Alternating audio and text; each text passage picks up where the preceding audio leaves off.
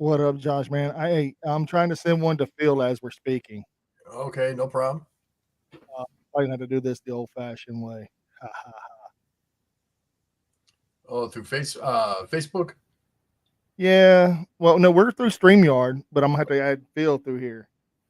Oh, okay, Yeah. So bear with me. all right. Are we live on YouTube yet? Yes, we are. Okay, I think we are. Yeah. okay. All right, hold Yeah. I on. think we are. Me mute I this. think. Yeah. Hold on. Crapola. Where? Daggone it. There it is. There you go, Phil. Hurry up, Phil. Get in here. And my girlfriend's already on. Yeah. Hello. Sorry about the mess, man. I'm trying my best to get it all nice and covered up over here pretty good.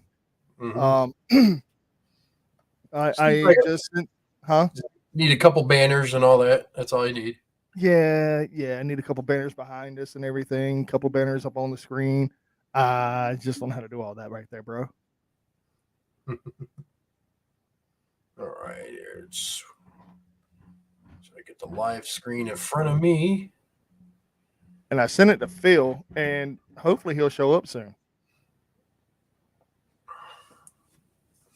How was the vacation? Huh? How was the vacation? Dude, it was amazing, bro. I rolled the Velocicoaster. I'll never do that shit again. Yes, you can do whatever you need to do to help us out. I'm just gonna call you Tamale. And yeah, that would be awesome if you could help us out. Do anything, that'd be great. If you want to help, by all means. I'm free help. I mean, I don't have any cash. I wish I did. If I had the money, I swear I'd front it to you. Waiting on Phil to get here. I don't know where he's at. He told me to let him know whenever we got ready. So I'm ready, Phil. We ready? Here I am getting all nice and cozy and stuff. I sent one to the guy that's supposed to be in here is with us as well. hmm His name is Virgil. He is one half of the owners of OWS, Outlaw Wrestling Society. I sent him the his name is Virgil. Let me turn that down. Okay. Oh, you're good. You're good. Look, I don't have any ideas and banners and graphics. I'm at your mercy. That whatever you think looks good, we'll go with. Banners and graphics. Yeah. So whatever she wants to put up there, I'm okay with. You know, you can just put our ugly mugs up there if you want to. All three of us, like, it would be cool. I don't care. Graphics as well. You can make us look like cartoon characters on crack. I don't care. As long as this has something, I don't care. I don't care what it is. But I'm see what's holding up the peoples. Need to make a official Facebook page, and that way we could throw up Huh. questions. It said it won't let him in. Really?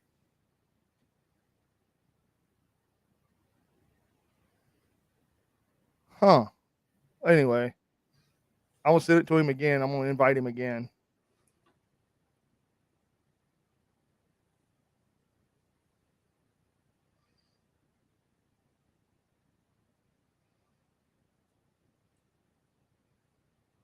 There, I Yes. sent it to him again. There we go. Send us up. Send out my invites. And where is Phil? Where's our man? Good Lord. Yeah, because I only got a little bit of AEW review. Oh, thank you. By the way, that is awesome. That is awesome. That is perfect because that right there would be epic, and it won't let anybody in. Is there any blockage on this on the settings? Let me see settings. No. General. It must be his camera. It might be his camera not working or something. No, I don't want to authenticate. I don't want nobody to authenticate. That's stupid. Oh, there's Phil. There we Holy go. crap, dude! I was wondering where you were. I was here. No, you just now showed up, bro. Oh, I You did. just now showed up. Holy crap! How you like my shirt? I can't see it. Does that say Combat Club? Is Yeah, that nice. Blackpool Combat Club? Hell yeah, dude. Epic.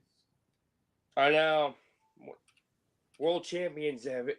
These are basically this is a shirt of champions, of world champions right here. Well, I do not have a Facebook or IG or Twitter for it. No, I do not. If you want to make one, you're more than welcome, and you can be the handler for it and everything. And Josh and you can run that, and that'd be awesome. And that way we'd have an actual handler for that. That'd be great. That way, if any kind of like feedback comes across there, we can talk about that in the podcast. That'd be awesome. Oh yeah. I'm telling you, I'm not a brand person per se. I'm just trying to, like I said, like I told him before, like I am not trying to be famous on this at all. I'm just trying to get everybody else famous, if that makes any sense. So we've And been live for quite a while. How long have we been live? 20 minutes, Phil. 20 minutes. No. 6 minutes and a half, dude. 6.5 minutes. You're good, I promise. So I just joined the show.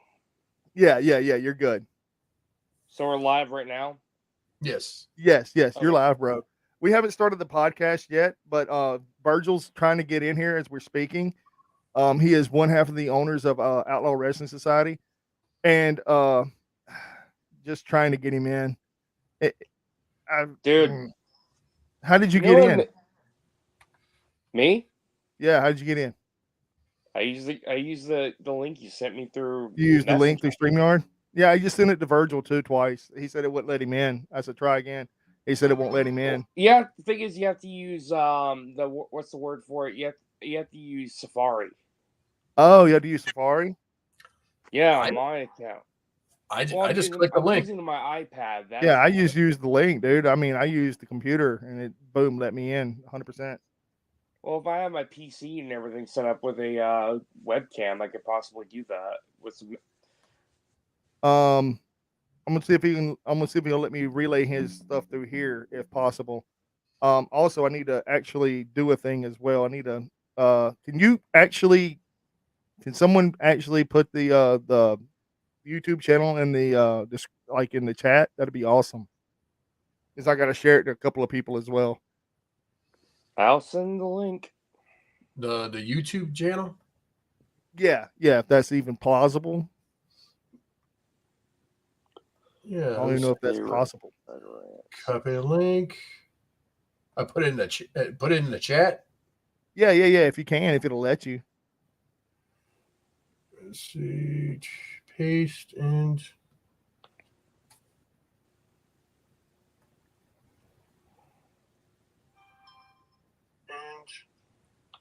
I gotta turn that down. That's annoying. does that work? I don't see none. Oh wait, she just did a thing. She did a thing. Does that work? That worked. Oh wait, she just did a thing. She did a thing.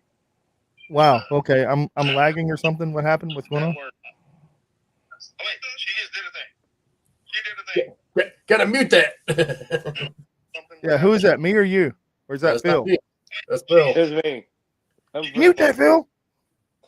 Well, guys, I found some breaking news. Maki Ito has challenged Minoru Suzuki to a match on Tokyo Joshi Pro Wrestling. Yeah, I seen that. But I'm hold on a just minute. like, Hold on for all your stuff. The Hold on. fuck. Hold She on. may not be the cutest in the world after this. I mean, she's going against Murder Grandpa. Yeah. He provoked her. Yeah, but hold on a minute. Hold on a minute. Oh yeah. Also, before we start the chat, there's this one Joshi wrestler I'm gonna tell you about. She has this underground. She's a rising star among. She's even getting popular amongst American fans over here. Her name's Wakana Urihara. It's all because of this YouTuber named Meerkat. He always does like videos about the Japanese Joshi wrestlers. And he was even devastated when he found out Julia is going to WWE.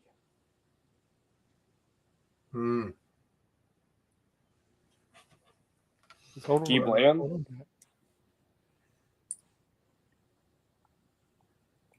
Here we go. There we go. There we go. There we go. Yeah, there was an echo. Yeah, that was on me. I did a thing. I apologize. So let me jump back in over here, shall I? And I am going to do this. All right. Ladies and gentlemen, welcome to another exciting edition of Ringside Rants with yours truly, Just Mike, along with Bad Karma himself, Mr. Josh, and the always inoperable Japanese guru, Mr. Phil. How are you all doing today, gentlemen? Doing How good. are we all doing? Doing great. Doing great. Doing good, Dude. man. Dude, I mean, I know last weekend or last week I was a little under the weather and I sounded like shit, and I do apologize. Mm-hmm. And you were just announcing all types of breaking news before you even went live on the podcast there, Phil. How dare you, my brother? All right. Well, the breaking news is Maki Ito has been challenged by Minoru Suzuki to wrestle at Tokyo Joshi Pro Wrestling. Which is awesome. Oh yeah, and also want to mention there's also this rising star amongst the. She's only been wrestling for a year. She's 27 years old. Her name is Wakana Urihara, and she started getting really. She even had a match against Aja Kong as well. Which is good. Oh yeah, Aja Kong's a legend. She also had her first match against Miyu Yamashita. Yes. The ace of TJPW, and you probably watched her in GCW a few times. Yes. She's amazing. 100% amazing. I love that And lady. The lady's also, amazing. a lot of people are hoping to see Wakana in Philadelphia during WrestleMania weekend when they have TJPW versus GCW. Yeah. Hold on. We're getting stuff. When I jump on there, what do I do? All right. Yeah, I'm gonna try to connect you in, Virgil. All you do is just talk to us, man. Because if you just click the link on the StreamYard, it should took you to like another place where I could put you in from the green room straight up here to us. That way it'd have been easier that way. But if not, then I don't want to say it. Yeah, I want to connect you in. I want to throw you in here completely, bro. I want to like put you on the spot. I mean, you don't even have to be on the camera or nothing. You can just go straight audio. I don't know if you can do that. It'd be great if you could. Oh wait, somebody sent me a Facebook request. Who is this? Oh, that's your girlfriend, and that's going to be accepted. Oh, you don't have a laptop? Dude, you can use your phone. You can use your phone. I still haven't reactivated my Facebook. It's been almost 2 weeks now. Yeah, all you have to do, man, is use your phone. Normally when you use your phone, it would automatically put you in, and all I gotta do is just hit you from the green room straight in. And when you come in through the green room, we won't be able to hear you as well, so we won't be able to ask you any questions hardly. But I can tell you this, that we can type the questions in and you can see it that way, if that makes it any better for you. But if you want to try that way, it don't matter if you have a laptop or not, dude. If you know what, I'm gonna try something. I'm gonna try a thing and I'm gonna see if it'll work. Bear with me. Boom. I'm gonna call him this way. Can y'all hear me calling? Yeah. Okay, cool. And then what I'm gonna do is I'm gonna switch it over this way. I'm gonna see if it'll let me bring him in this way. Hey, Virgil, what's up, brother? Nothing much, man. Can you hear me pretty good? Can y'all hear him pretty good? Can y'all hear him? No. No, I can't hear you. Okay, hold on 1 second. Let me try this another way. Don't go nowhere. Don't go nowhere. Boom. There you go. Can you hear me now? Oh, now I see him. Can y'all hear him now? Yeah. Okay, cool. They can hear you now as well. This gentleman is one half of the owners of the Outlaw Wrestling Society. If I'm not correct, correct me if I'm wrong there, Mr. Virgil. Yes, sir. You are correct. I am correct. Awesome. I'm gonna try to get a little bit more volume out of there on you. You are now hosting a show this weekend, if I'm correct as well. Correct? Yes, sir. All right. That's Cool. What is the name of that show, Mr. Virgil? I think it's called Showdown on the Tribal Ground. Showdown on the tribal ground. Yeah. Okay. It's actually at Sounds badass. the Indian Reservation in North Mobile County on Highway 43 in Mount Vernon, Alabama. That's what's up. That's what's up. Can y'all hear the gentleman pretty good? It's a little garbled, but I can make it out. Okay, cool. As long as everybody can hear everybody, we're good. And let's see here. I noticed that Mr. Rainbow Warrior himself did not want to take the time to come on here. He pardoned it off on you, I guess, like pass the buck in other ways. Yeah, that's what that's just his real on me, I guess. He just, you know. Yeah. It's all good, Mr. Virgil. It's all good, man. I know there's a couple of big names coming to this show, if I'm not mistaken, like the guy from the Big Top. Yeah, man, we have a couple of good guys coming, man. We got Barry Wolf is gonna be there, man. We got we got a couple good guys. Yeah. I know. Yeah, man. We got actually a stacked card, man. And people should not want to miss this. Oh, I know. Nobody wants to miss this show, man. I'm trying to get it to go into with a CC so everybody can hear you. Then it's a lot of guys that a lot of people in Mobile haven't seen. Uh-oh. So, it's gonna be a very interesting show. I hear you. I'm trying to get it to where it'll be so we can actually hear you a little bit better, but it ain't allowing me to do a thing because you're coming in a little bit of staticky on the other end, and a lot of people man, I live in the country, man, so the internet is not that good here. Uh-oh, listen, he's another Briscoe brother living out there in the country. No, man. It's all good, Mr. Virgil, man. I get it 100%, man. I'm glad you're taking the time to talk with us, and I apologize I hadn't got enough what is it called promotional for this at all. That is on me. I was in Universal Studios all last week, and I didn't get back until like what was it late Friday night, early Saturday morning. So I apologize on my end 100%. But if God's willing and the creek don't rise, my brother, I will be there this weekend. Oh man, I would love it, man. Please come and join us, man. We're actually gonna have Chris Black. He's gonna be another Mississippi legend that's coming. I met Mr. Black before. I met Mr. Chris whenever he worked for Tommy Wetjen's Diamond Championship Wrestling. Whenever I was a part of that company. Okay, then he haven't came over here in a while, so we got I think Pharaoh Funk is coming. Okay. I don't think this part of Alabama ever seen that guy. Right. These top guys in Mississippi and top organizations, they hold titles, and yes, that's sir. what I'm trying to get together is a lot of people that's in Alabama, Mississippi, or Louisiana, and try to bring champions here to Outlaw Wrestling Society to compete for this cash prize, and this is what we're trying to do, man. We're trying to do something different here. Oh yeah, 100%. I love it, man. I love y'all bringing champions in here. I have a question for you. It's a gentleman I know pretty well. What about Mr. MT2? Are we talking about not booking him as well as usual? Oh no, man. That's my guy, man. I like him. Just couldn't get up with the date of this date, Oh, I know. He's my guy too, man. I have to mess with him. I have to troll him every chance I get, man.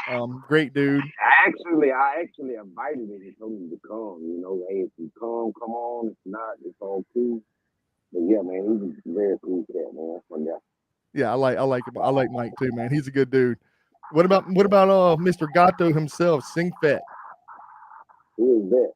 Oh, you don't know who Gato is? Okay. He's a cat that he goes by El Psycho Gato. He's wrestled for AWA, DCW. I think he even wrestled for AWF a little bit. Yeah. He's a good guy. I like him a lot. Yeah.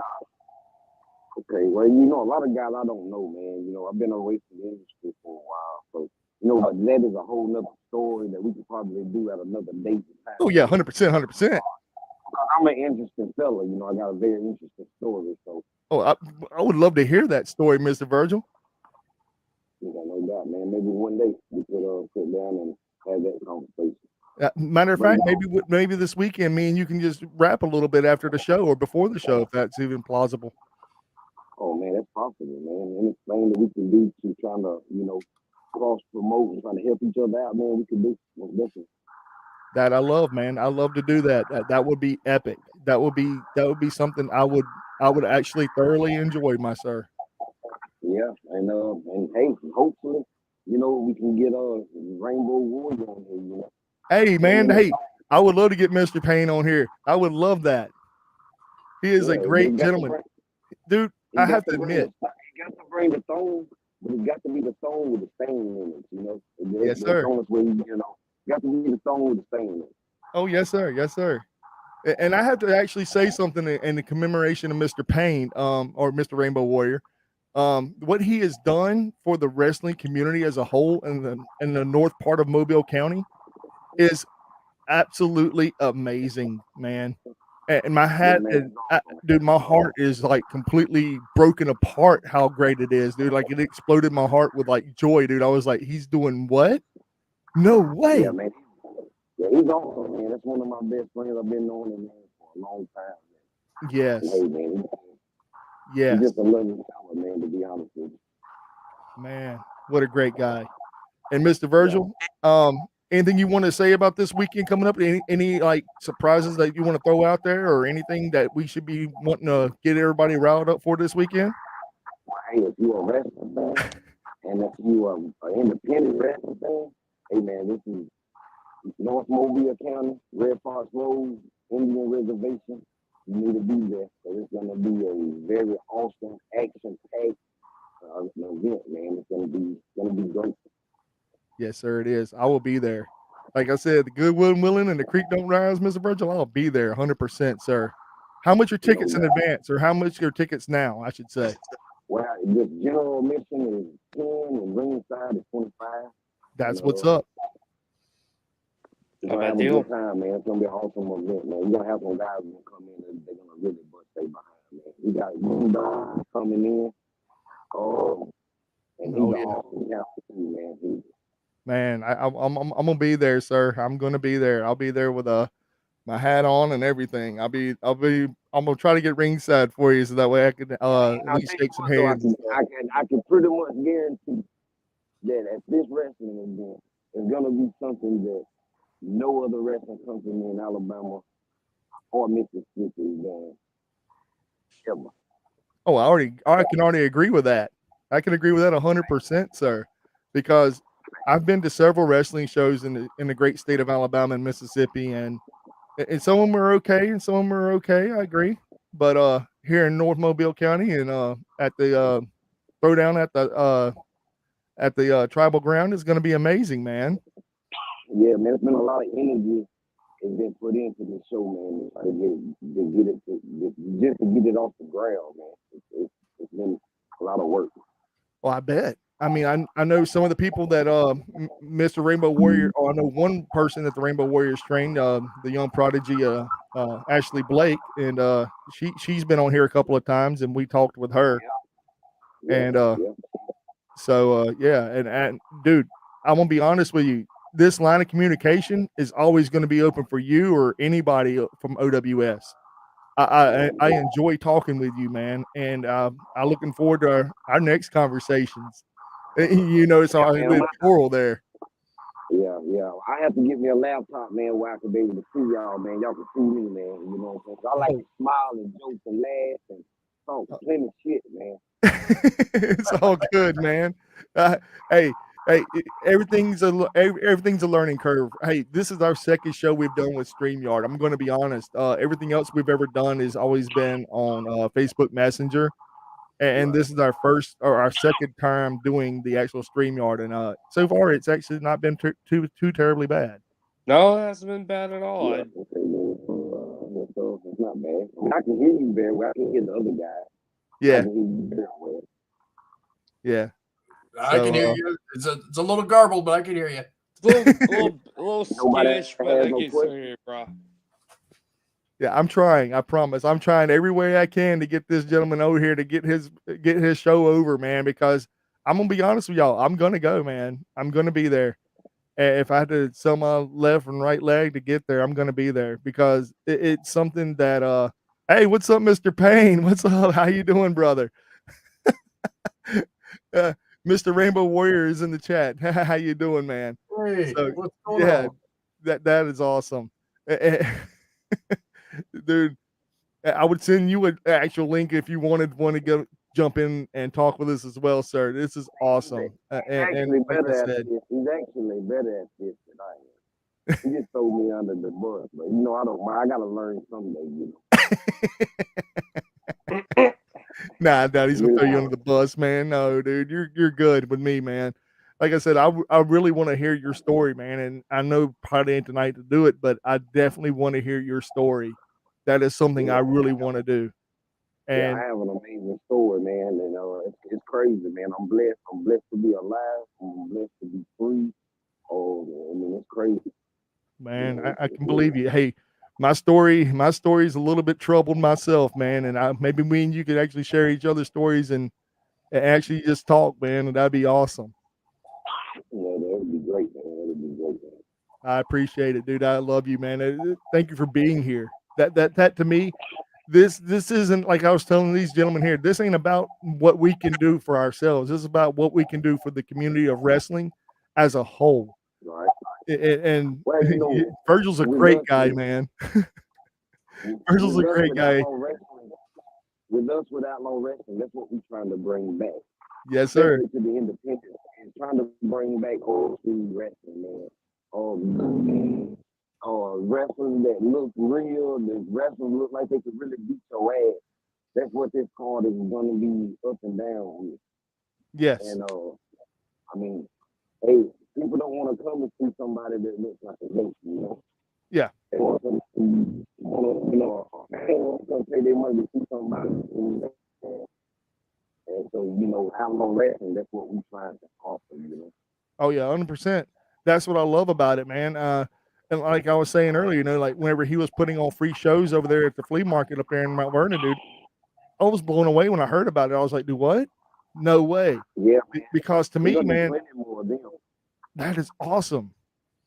Yeah, we're That gonna to do me plenty more just of speaks them, man. volumes about what y'all are trying to do and what y'all have been doing. And that to me that's outlaw number one. You know, I love it.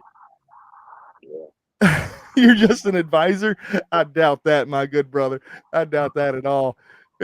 It's his baby. I hear you. You're a humble man, sir. You're a humble man. Y'all are both You humble, know, and I appreciate y'all taking the time to be here. I really do. I'm gonna be honest. Josh, I couldn't make this happen without him. I can believe it. I can believe it, and I bet he couldn't do the same without you, my good sir.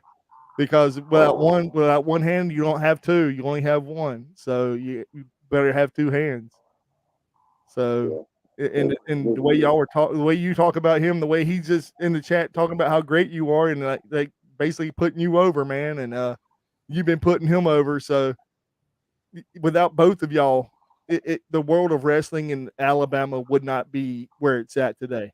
And I have to tremendously thank both of you gentlemen. Yeah, man, we're gonna try to come and put our mark on independent wrestling in South Alabama, man. Oh man, I wouldn't even call it independent if y'all hosting it, man. It's outlaw wrestling here.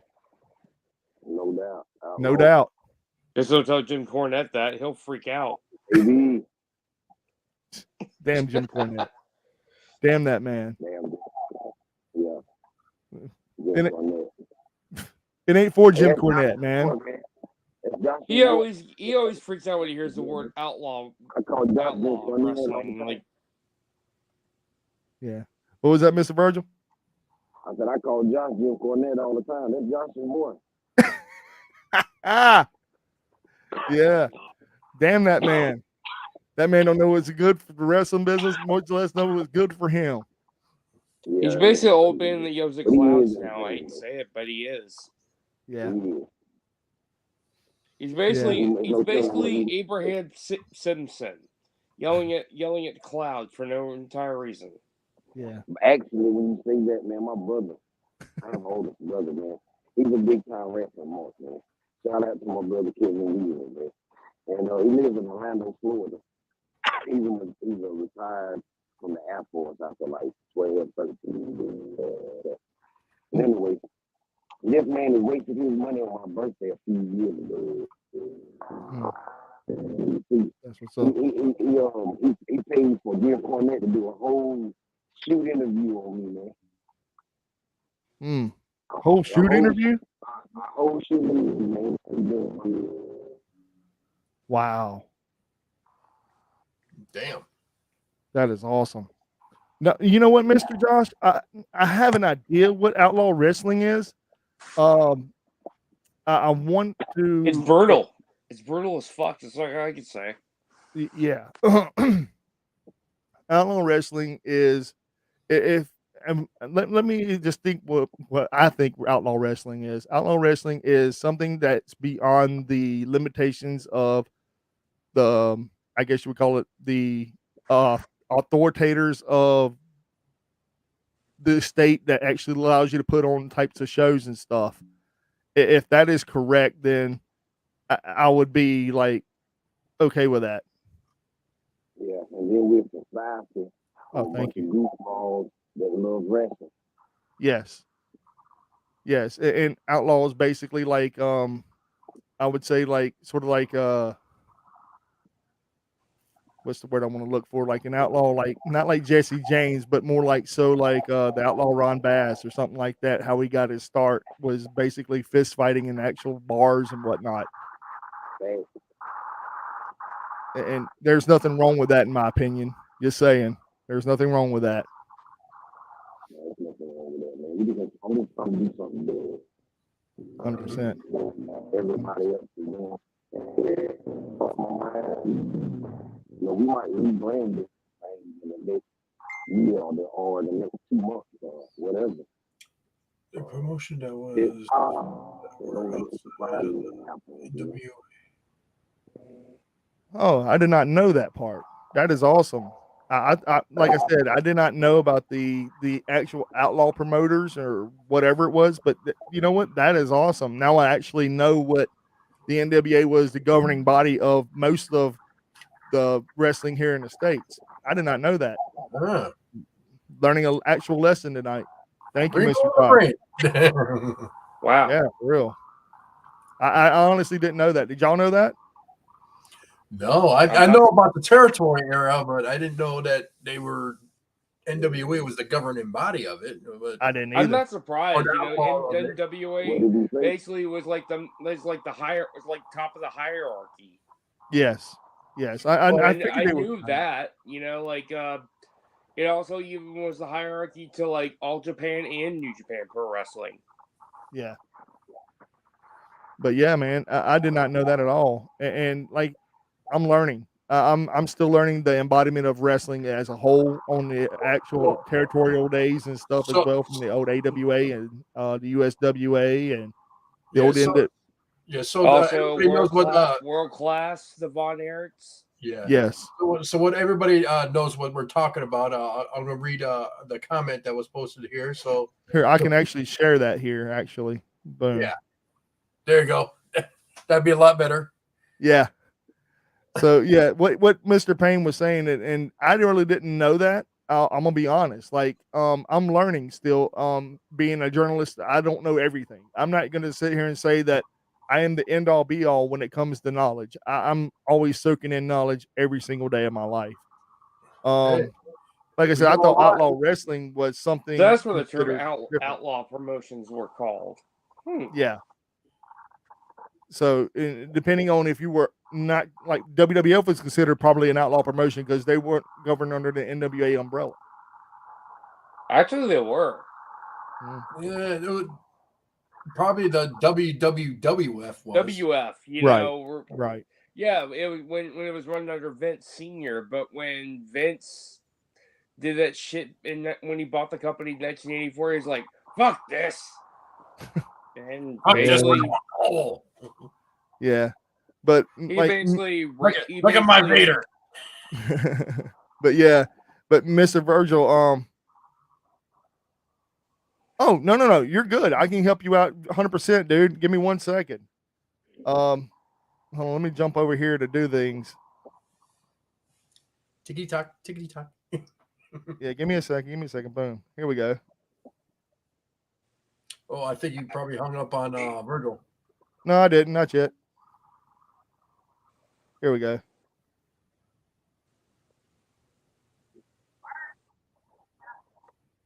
Here we go. Josh Payne. Yes, sir. Yes, sir. Pain. Can you still hear me, Mr. Virgil? Are you still here? Yeah, I'm here. All right, good, good, good. I'm just now calling Mr. Josh as well, so that way we can get y'all both in here. He asked if I could do it. Boom, there we are. How you doing, Mr. Payne? How are you? Mr. Josh as well, so that way we can get y'all both in here. He asked if I could do it. Boom, there we are. How you doing, Mr. Payne? How are you? I'm good. How are you? Doing great, sir. You mind muting the chat? There we go. Can you hear me good? Yeah, I hear you. How are you guys? I'm doing great, Mr. Rainbow Good Warrior. one, How are Josh. you? Hey, how's it going?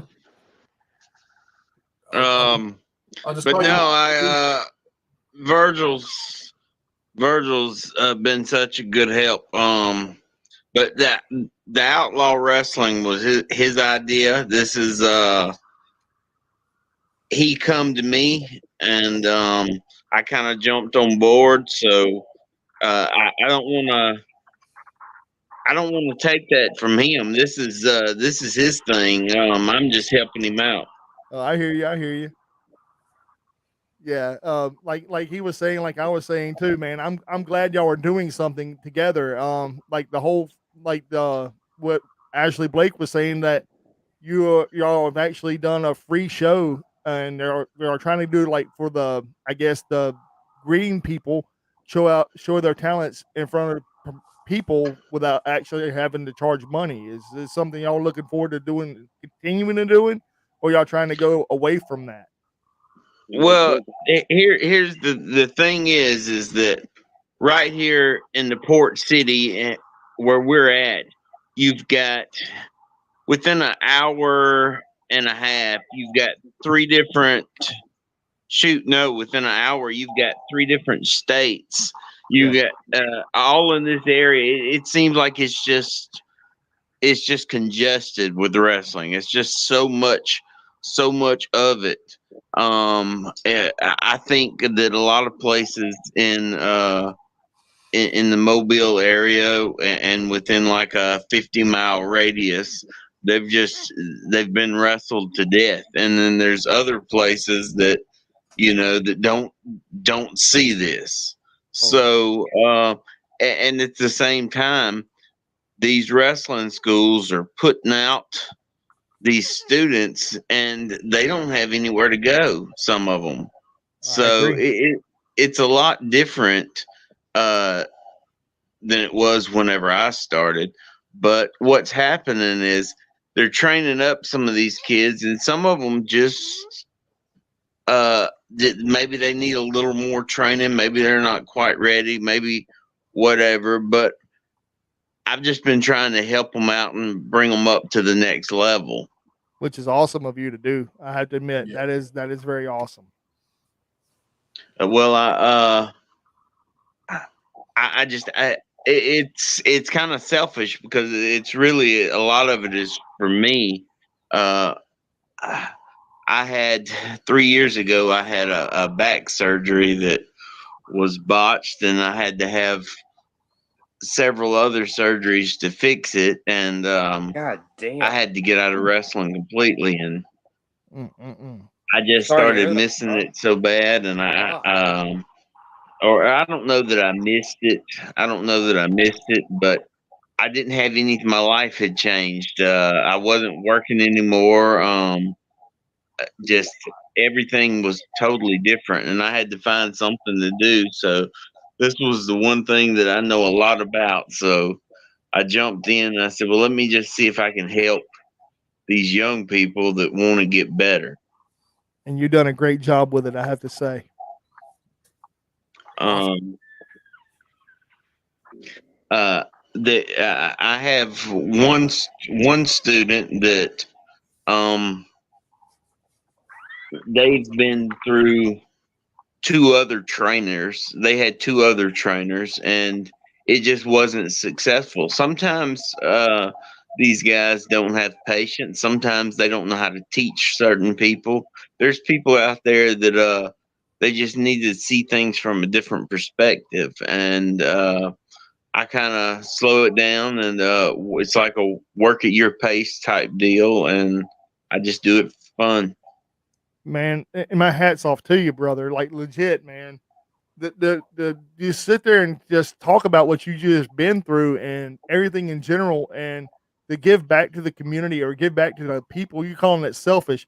I see that selfless, man. That is not a selfish act in your body. That is selfless. Even though you call it selfish, I don't see it as that. I don't think anybody would see it that as selfish because of what you're putting out there and helping people get noticed and get to the next level, as you say. There is nothing about that in selfish in my book. That right there is showing how much of a bigger heart you have, man. And Yeah. that to me just speaks volume of who you are genuinely, not just your wrestling persona, but as a human being, sir. That to me just speaks volume. Well, I just want to be good to people, and I want people to be good to me. That's all I want. Hey man, that's what the world needs, right? Humanity, human people being human to one another instead of looking out for But themselves and but hurting each other. I have to post this disclaimer. Go I ahead. do not like stupidity. Oh man, And nobody does.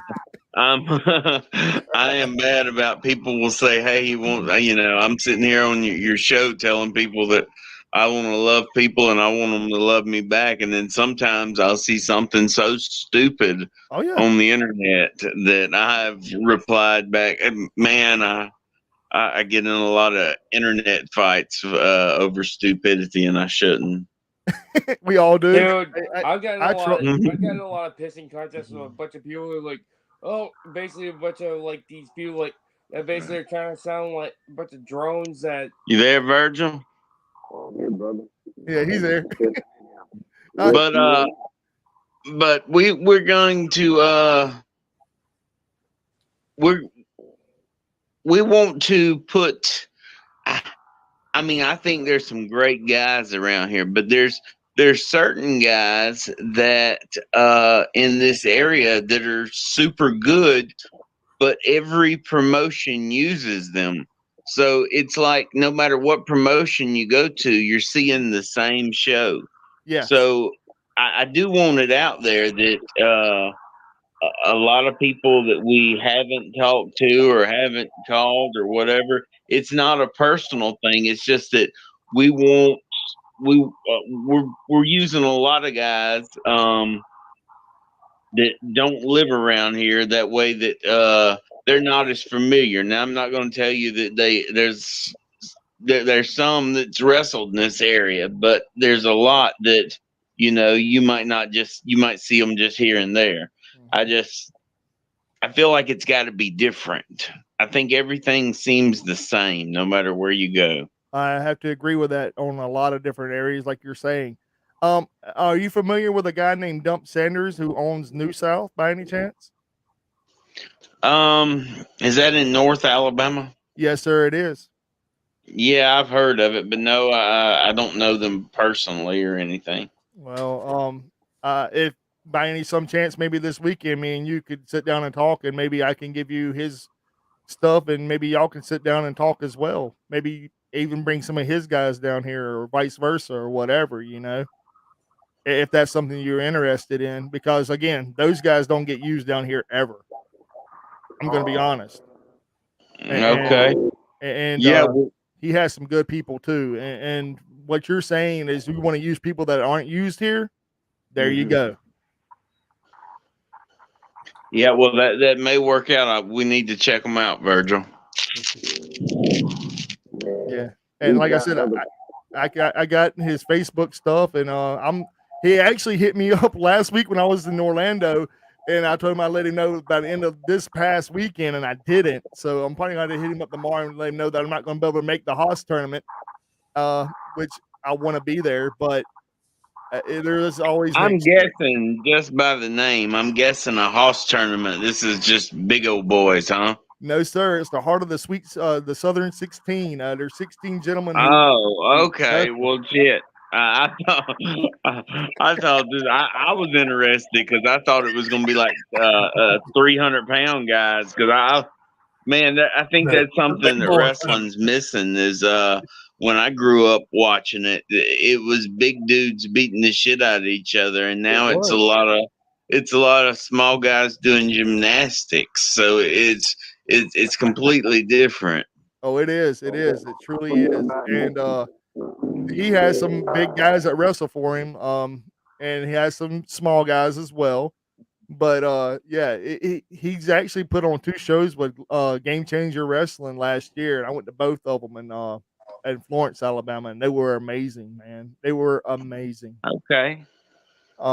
But yeah, that's how I got in touch with Mr. Sanders and or Mr. Dump rather, and he is one of the nicest gentlemen you'll ever meet. He wanted to come to Mobile at one time, and it didn't just the fitting wasn't just right at the time. It didn't work out. I understand that. Yeah, and he's always interested in coming down here though, and maybe by some chance, maybe you and him could get together and do a thing, I think, and that would be awesome. That way I could see regularly something that I actually enjoy is wrestling on a different level. Because like you said, every time you go to one of these other shows, you see the same old, and that's not knocking them, and it's really not. It's just it's the same old, Yeah, that's what I mean. That's what I just want it to to look a little different. We're trying to figure something out. I think that a lot of the old formula for wrestling, some people would disagree with me. There's a lot of the old guys that will disagree with me, but I believe because the product has changed, I believe some of the formulas have changed too, and some things don't work anymore. And we're trying to figure out something that really, I want to bring back attention to the pro wrestling product. And get away from the actual outside of the stuff, like whatever happens in their home life, who cares, man? If it's not in a wrestling ring, nobody needs to worry about it. That's right. And most people now, the smart marks, I'm included, everybody that considers them a fan, we all look to the dirt sheets, we all look to the rumor mills, we all look to the next big thing that, well, what happened here? What happened there? Why ain't this person on TV? Why are we worried about that? Remember when you were a kid 30 years ago, all you cared about was Sundays, and that was it. That's all you cared about, what was on your television. You didn't care about what they did at home. You didn't care about their lifestyle. You didn't care about who they were sleeping with, where they were eating at. All you cared about was good, old-fashioned wrestling. But like you said, oh yeah, I remember. What really killed it was. Well, I think that WWE is what a super huge promotion it is. I mean, they pay guys to sit and think these things up and figure these things out.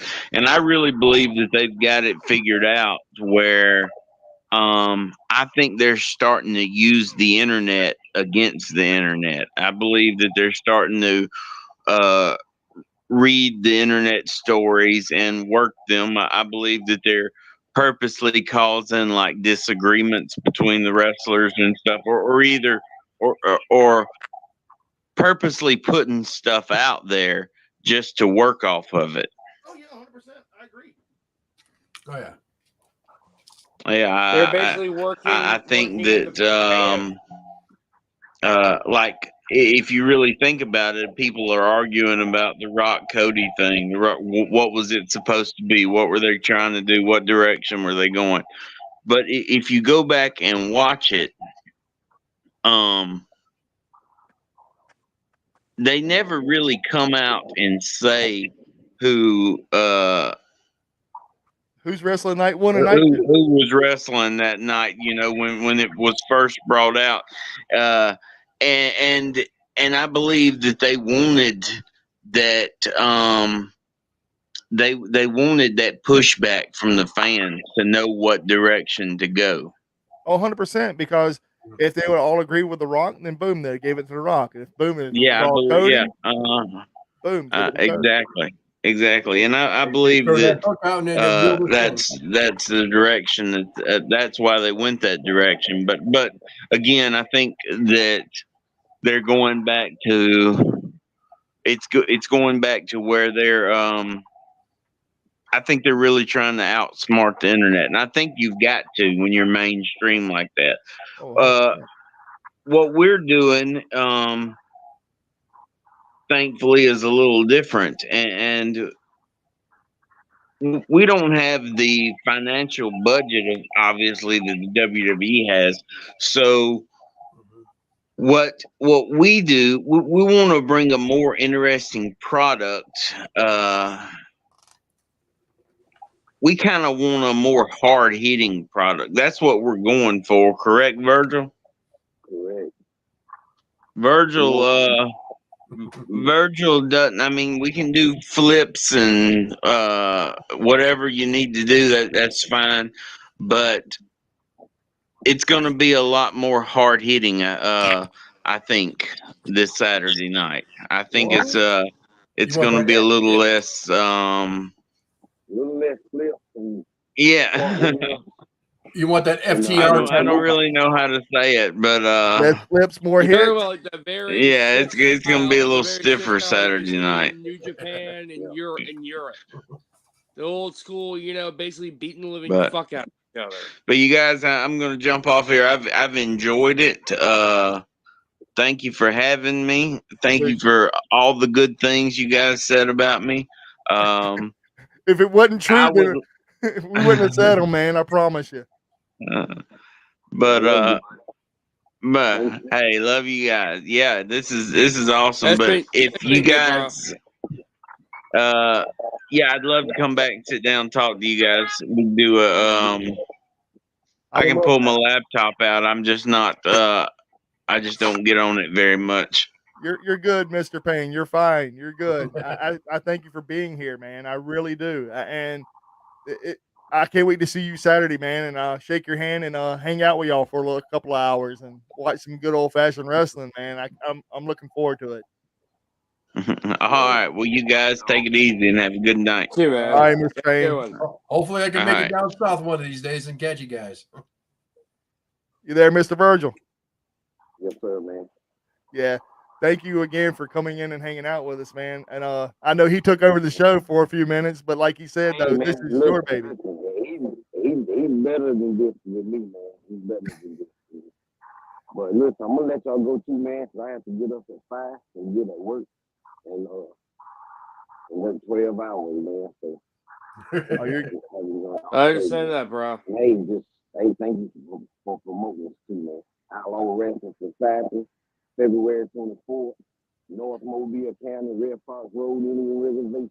It's not hard to find. So come and check us out. Yes, sir. Will do. I'll see you Saturday, Mr. Virgil. You be looking Yeah, for have a me. good night, bro. Thank you, man. Love you, man. Thank you. My buddy Country's on here, so he Yeah, says I roll see. tide, y'all. Yeah, damn a roll Oh tide. God. Damn a roll tide. Nah, I'm just joking, man. I'm not a Roll Tide fan. I'm a Notre Dame fan. So good luck next year, whenever happens. Hey, if he wants to jump in, man, we can send him a link too. More the merrier is what I always say. So what do you think about what's going on in the wrestling world today? I know I probably more had people have come out about the Vince McMahon scandal. I even heard what's his name, what's his name? He was talking to the media. I forgot what's his name. I don't know, but did you see about the Josh Alexander and half of the TNA roster what they've done today? Those hourglasses I saw on the Twitter. Oh my God! I have a feeling if Scott D'Amore does not come back, there's going to be a mass exodus. Man, I don't care either way personally, but I honestly believe the only way to save TNA at this time, and it's nothing to do with Scott D'Amore no more. It has nothing to do with him. This has to do with TNA as a whole. You had to keep your wrestlers happy, and if that's the only way you can keep them, yeah, Anthem picked up his option. Yeah, I seen that as well, which is terribly because he asked not for them not to do a thing, and they did it anyway. And Anthem, they're gonna do shit. They're gonna do shit that's gonna piss off a one lot of their thing fans about and a lot of their wrestlers. a lot of Yes. wrestlers. One thing you cannot do is lower the moral among your staff in a business. If Yeah. you keep making them unhappy and unhappier, they're gonna get pissed off and they're not gonna be motivated to work. They're basically gonna say "fuck you," and in the horse you rode in on. Exactly. Now the thing is, I have to say this, and this is me just speaking like as a fan, and the whole thing with TNA is as a whole. You had Scott D'Amore leaving, you had all this other stuff. You had their actual wrestlers coming out speaking great things about Scott D'Amore and what's happening with Scott D'Amore, and here we are now and turmoil because of all that. Now you have Tommy Dreamer, you have Jordan Grace, you have Josh Alexander, you have Moose, and you have several other wrestlers putting the hourglass up saying we're waiting our time to leave. And the way I look at that is they only have two other options besides that option, and that's either WWE or AEW. Now, not saying that AEW or WWE is the way to go. There's also MLW and NWA And New Japan Pro Wrestling. and New Japan and CMLL, AAA, All Japan, DDT, GCW. I mean, there's the list Pro goes on Wrestling and on. Noah. And yeah, PWN. OVW. I mean, everything, man. I mean, IWA. yeah, IWA Mid South, OVW. I mean, there's so many other options out there. And what TNA has done, in my personal opinion, is alienated not just their fans or wrestlers, but they've alienated themselves to be any relevance whatsoever. And that's not saying to take away from what they're trying to do or what they have done. It's taken away from what they're going to do in the future, and it's not good.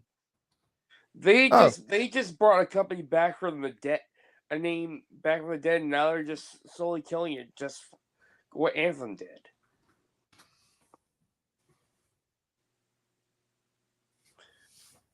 And Scott D'Amore, he was one of the OGs of TNA. I mean, he was a member of Team Canada along with Bobby Roode.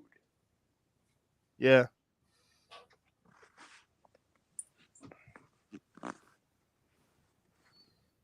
I mean, not only that, man. I mean, you got to take consideration of everything that's going on and what Scott D'Amore has done as a whole, man.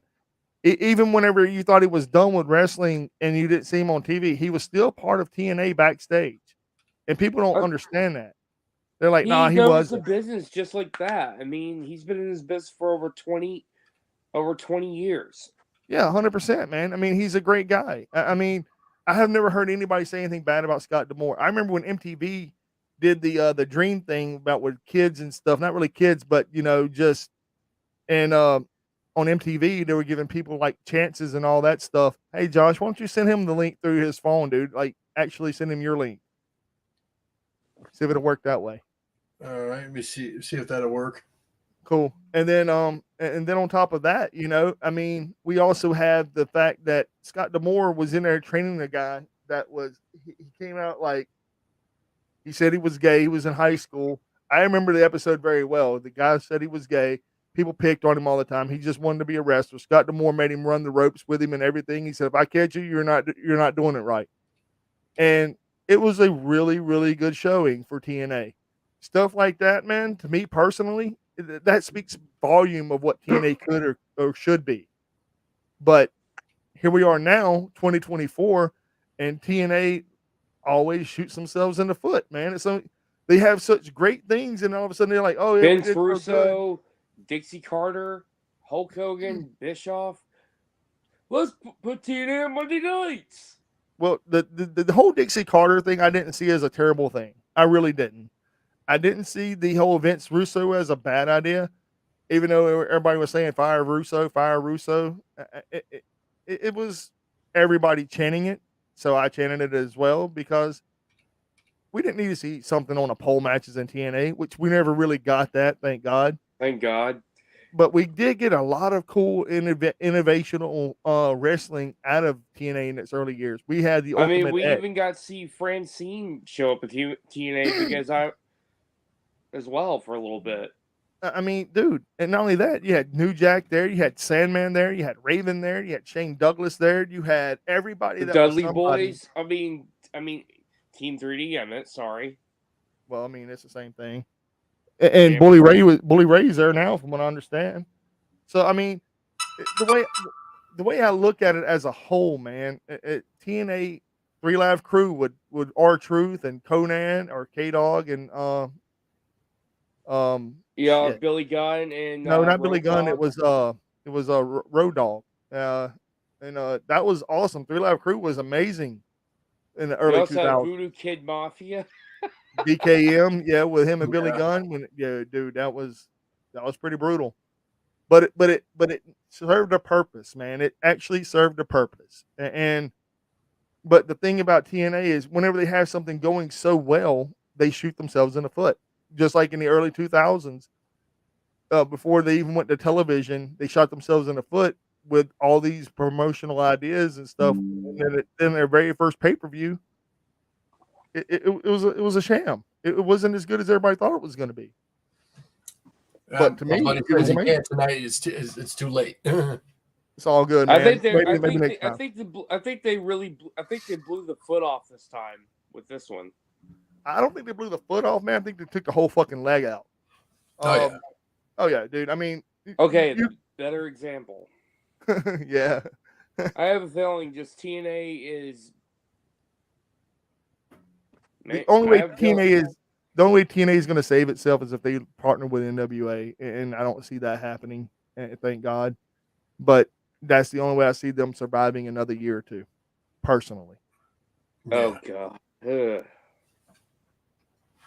Yeah, there's going to be such a mass exit. There's no way. Yeah, there's no way they're going to last. Well, Tommy Dreamer can develop his own little indie promotion, House of Hardcore. Not only that, but you also got Sami Callihan's Wrestle Ring Revolver. I mean, oh yeah, dude, they put on a hell of a show this past Saturday night. I don't know if y'all watched it or not. Malachi Black and Zelina Vega did their own little show of from their own wrestling school, and they had Tony Schiavone doing commentary. That is awesome, in my opinion. I think that is epic. I know Tony Schiavone on commentary. Fuck yeah. I mean, with Malachi Black, wrestling his students, getting them ready. I think that's pretty awesome what he's doing. Oh, 100%. And to be honest, though, man, people don't realize that some of these wrestling schools and some of these wrestling promotions like Wrestling Revolver or GCW or Outlaw Wrestling Society or Mr. Dump Sanders' New South up there in North Alabama, all these companies in general are amazing companies to work for. And why I say that is because you're learning from the actual people who are on television or have been in the wrestling business for over 20 some like years. OVW. Like Mr. Al Snow, Mickey James. I mean, look what they did with Megan Bain. They taught Megan Bain, and now look at her. She just came back from spending most of her time in Japan wrestling for Stardom. Now she's going back to AEW. Yeah, and dude, I just watched. Like I said, I watched the whole Wrestling Revolver show with Burt Vixen taking on Matthew Palmer, and that was a great match. Was at that show too. Who? Elias, formerly known as. Oh yes. Elijah, yeah. Yeah, that was a good match between Elijah. I saw them do this pretty cool kick and everything. And it was like, this dude can actually wrestle. He can actually work, because most of the time all I saw him in WWE was playing on his fucking guitar and shit and getting his ass kicked. Well, that's all I ever seen him do. Him versus Mike Bailey was a great match, and at the end of the match, it was written for Elijah, man, to go complete batshit crazy heel, and I loved it. I really loved it. And Alex Shelley playing the ultimate bad guy in Wrestling Revolver right now is awesome. It speaks volume of what they're doing there, and I love it. I truly love it. So everything that they've done and everything they continue to do is amazing. Also, I downloaded this game on my Switch. It's a wrestling game. Well, it's called WrestleQuest. It's like an RPG.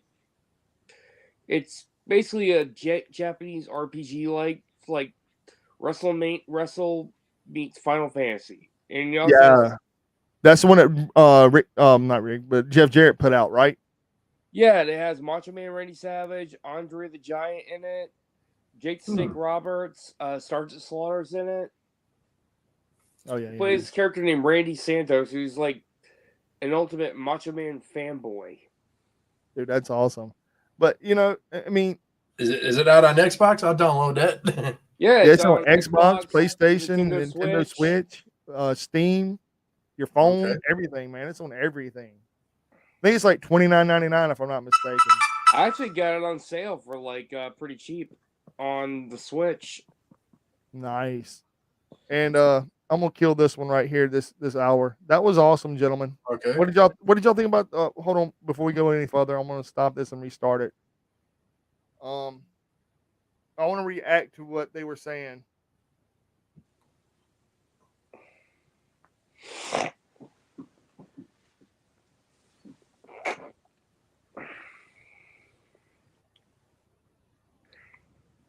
If that's cool with y'all, I love to react about I want to react about what Mr. Josh and Mr. Virgil were saying about this weekend about Outlaw Wrestling Society as a whole and what they plan on doing here in Mobile, Alabama, probably changing the landscape of wrestling in general, not starting here in Alabama first and then possibly moving further up north. We got 4 likes so far. And I love every one of them. I love every one of them. Thank you all. But I mean, seriously, I mean, what do y'all think about less flips, more hits? What do y'all think about that aspect? The FTR model. Basically, yes. Hey, let's bring it on. I'd like to see that. You can say shit. Yeah, I'm starting to get tired of the high flyer stuff, man. Yeah, I mean, I like the high flyer stuff, but I also like, you know, on the mat stuff. You like CMLL. I love the technical wrestling. I do. I'm a big fan of the technical wrestling stuff. You don't Especially see much like- of the technical wrestling stuff anymore. Not even WWE. That's why I like. Oh, dude. Speaking of which, one of the best technical wrestling matches I saw was at New Beginning in Osaka with Bryan Danielson versus Zack Sabre Jr. That was 5.5 stars if you want to go by Dave Meltzer. Oh no! Oh yeah. Oh no! You got the Kool-Aid right there. Oh yeah. yes, I think the match was great. It brought back. It was a match full of pure wrestling.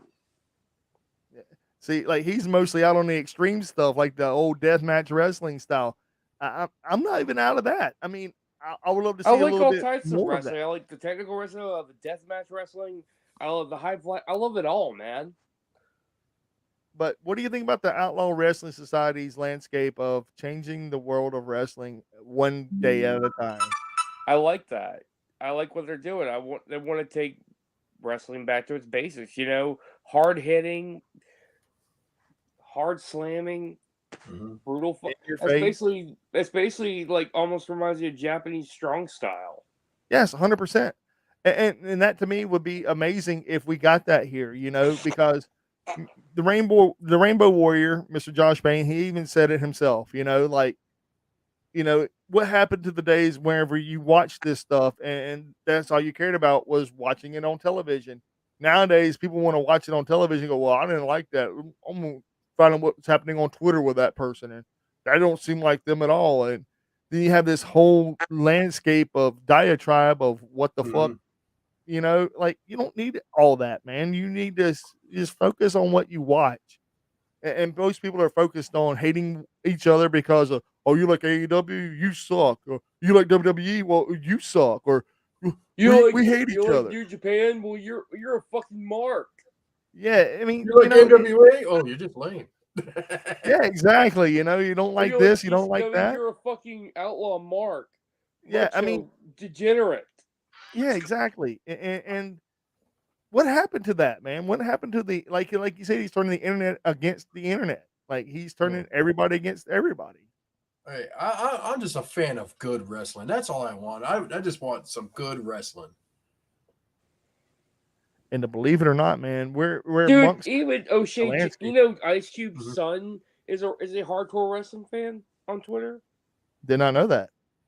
Yeah, I follow him on Twitter and everything, and he got called out because he makes his own opinions and like It's like, oh, like it's just like really, come on, dude. Man, there's a lot of people out there in this world, man, that like Hacksaw Jim Duggan has said, everybody has a podcast. Everyone. He's not telling Us, me we lies. do. Huh? They can't wrestle anymore. We They got a do. podcast. Yeah, I mean, everybody has a podcast. Hell, we have a podcast. I mean, I enjoy our podcast. I think it's not the best in the world, but hell, we're not the worst in the world either. We actually talk about shit that fucking matters, in my opinion. You don't have a podcast? Well, you're now part of our podcast, so therefore you are on a podcast. You have a podcast now. I know. We Everyone, just deemed you a podcast person, podcast guy. fuck you and your podcast, whatever. Yeah, fuck you and your podcast. I don't want a podcast. I want to be the outlaw podcast. That's what I Oh, want to be. well, thank you. I'll form my own podcast with Blackjack. It's sex workers. Forget the Blackjack. I mean, it's crazy. I was doing a man. Futurama reference. Yeah, you did. But the thing is, though, man, I mean, everybody has a podcast now, and everybody has their own takes on wrestling in general. And yeah, everybody's have their own. Yeah, it's something for everyone. Exactly. Everybody should have their own. And I would love for everybody to actually have everybody having a podcast. Like everybody has a podcast, And I listen to a lot of them. I'm not gonna lie to you and say I don't. I listen to a lot of them. I listen to Hacksaws. I listen to Arn Andersons. I listen to Ric Flairs. I listen to Jericho's. I listen to Stone Colds. You know who has a really good podcast? Kurt Angle does. He tells some amazing stories on his podcast. He really does. But there's only like a couple of stories he stays away from, which are real personal. One of them being his like former marriage with Karen Jarrett. And I don't blame him. I don't blame him either. And I'm okay with that. I mean, because that's something real fucking personal, man. You don't want to just That's go around between him and that's between what happened between him and Karen and yeah. And speaking of Karen Jarrett, I thought it was pretty funny though. She was on BT being the Dark Order and she cursed out the Dark Order. I liked her. I think she's a great heel, man. She reminds me of funny as hell. She cursed the fuck out of those. And it made I have to say the Dark Order are pretty funny. I can see why some people joke around calling them the Dork Order. Yeah, I mean they're great, dude. I mean they're hilarious. John Silver is a comedian genius. Yeah, I swear. John Silver is the R-Truth of AEW. Yes. They're the hearts of AEW. I can tell you that. They really are. And now, what did y'all watch over the weekend? Did anybody watch Raw from Monday night? I didn't. I was watching. That was your job. Oh, it was my job, wasn't it? I was watching New Japan's Fantascomania this weekend, and it was amazing seeing all those luchadors come all the way from Mexico to Japan. I even saw them wrestling Cork and Hall. That was pretty awesome. Really? Well, he watched the UFC. Did y'all watch what happened Monday night whenever Michael Chandler invaded Raw and called out Conor McGregor?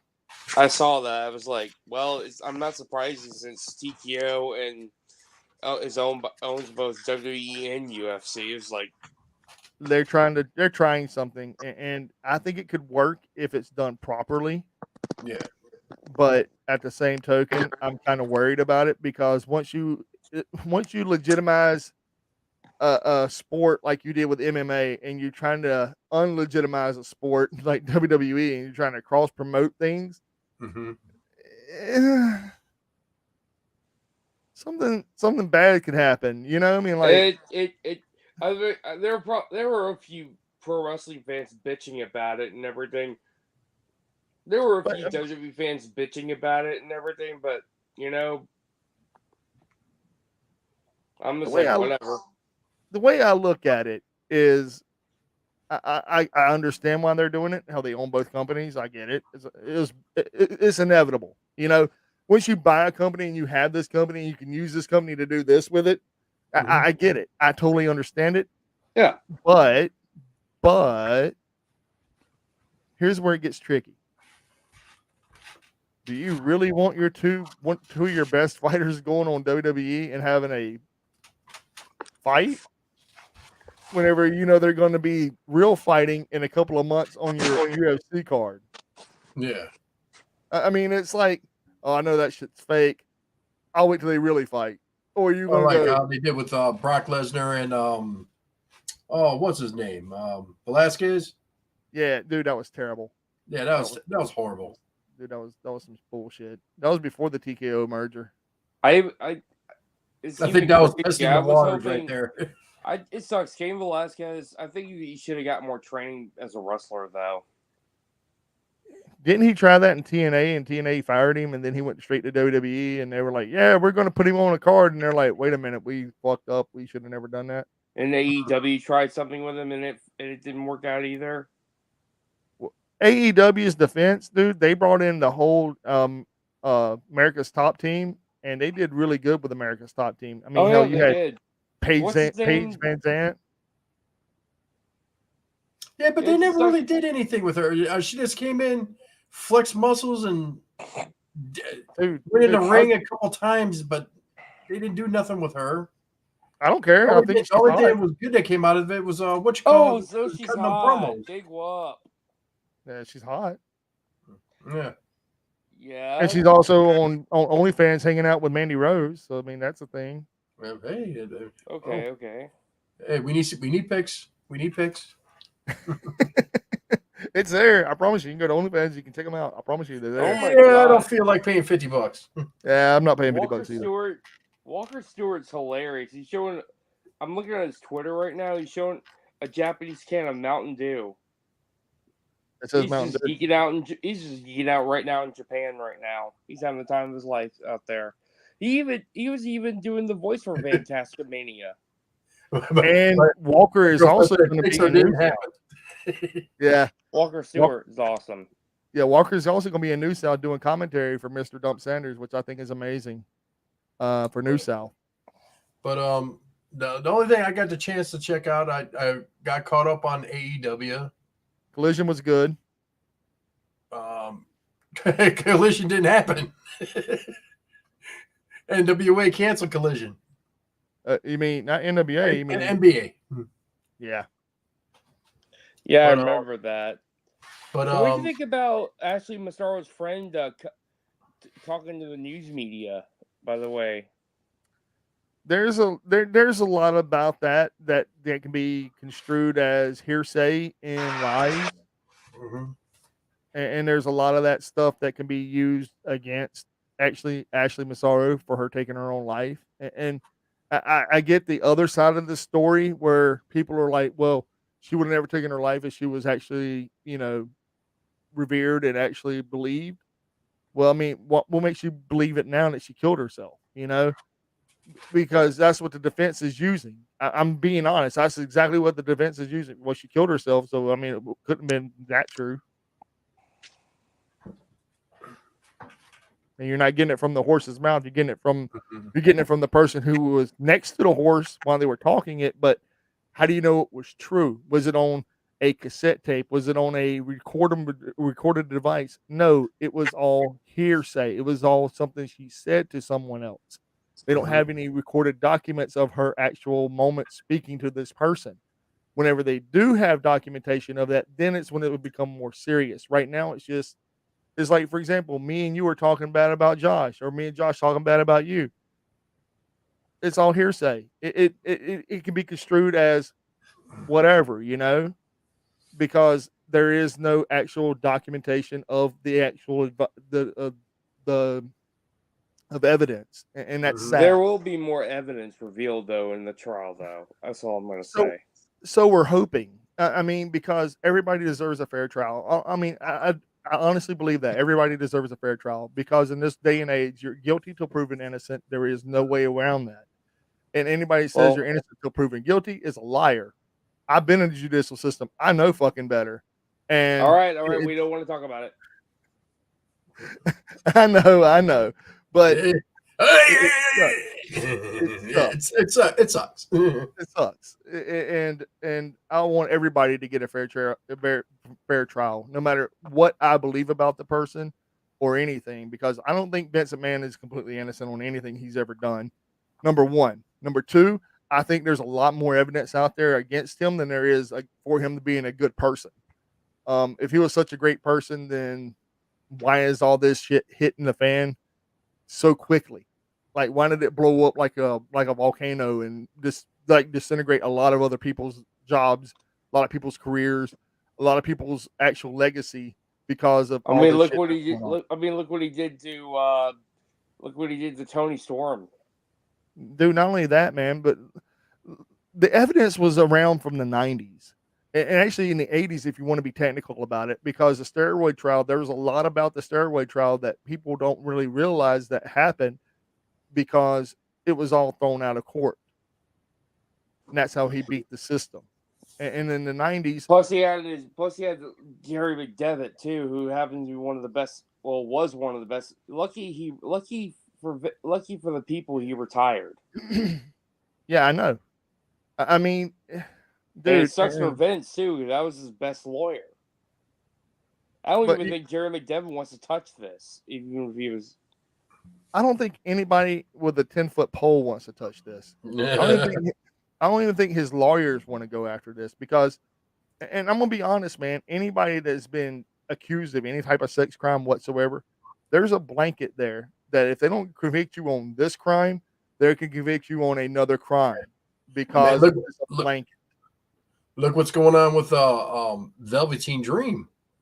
Dude, he was there's the news just came out that he this one company. I just read it today. This one company was trying to bring him in for wrestling event, and a lot of people were pissed off because of that. Yeah, those those texts were leaked, unfortunately. All right, so on the whole story about Patrick Clark and on this Friday night's episode of Dynasty Wrestling and Northeast Wrestling Company, yeah, the company didn't let no workers know he was there, didn't let the audience know he was there. They didn't let nobody know that he was there. I bet he got a lot of heat. It got so much heat because of everything that happened with him and all the stuff that they came out about the allegations. Well, the allegations are bad enough, and he beat every allegation that was thrown at him. Okay, he beat every allegation that was thrown at him. However, he wasn't fired because of allegations in WWE. He wasn't. And he even stated that in the apology from Chris Van Vliet. He was actually let go because of his actions, doing cocaine, being a very, very, very bad backstage person because of all the other stuff being a that diva was going backstage, on in his life. basically. Yeah, but all the other stuff that was going on in his life, he melted down, dude. He broke. It's sort of like me, you, and Josh working in the same company, and then all of a sudden, all these things come out about, let's just say, about both of y'all, and y'all were trying to go to work, do your job normal, but you break. It's going to happen to anybody, dude. It happened to me. I didn't do drugs though, thank God, but I'm still suffering from depression, anxiety. I still think from time to time people are after me, just because of my past, and to me, that's not fair to do that to people. But at the same token, I see where he was coming from. But he relied on drugs to get through that moment, which was also bad. Now he's sober, and then he even sent out an apology letter to everybody, including his fans, due to the fact because of not the allegation stuff, but he apologized because of the allegations made him go into a dark spiral. Yeah, and a lot of bullshit can put a person through a lot of pressure and everything, you know. Like when I was going, I know I'm gonna like when I was going through my divorce, like I didn't like the job I was at either way, so it made my situation 10 times worse and everything. Oh yeah, 100%. Yeah. So I was just really in this. You can put a person into a really dark spot. Yeah, and it does that to people, man. Yeah, I'm not sitting here defending him by any cost whatsoever about what his drug addiction or his antics backstage were. But do I think he deserves a second chance? Yes. Yes. Do I think he will ever get back to the point where he'll be in WWE or AEW? God, no. No. But but does he deserve a chance to actually prove his legacy to not be in a complete shithole that it is right now? 100%. Yeah. Because I of even the believe allegations. I feel the same way about Marty Scurll, you know. And Marty's still wrestling for different companies, but he ain't wrestling on the independents like anybody else is, because he don't want to give any company a bad name, and he don't want to make people feel bad about him. You know what he did and what he was convicted or not convicted of, what he was accused of, is completely legal in his home country. Here in America, it's different.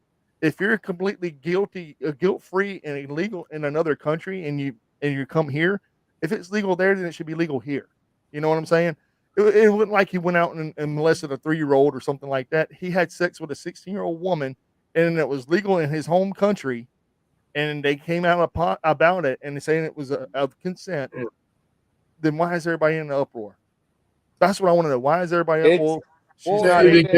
I guess it's because it's just frowned upon. It's or just frowned upon morally wrong. over here, which they feel like she's still a kid and everything. You're a grown man, and I can Yeah. understand that.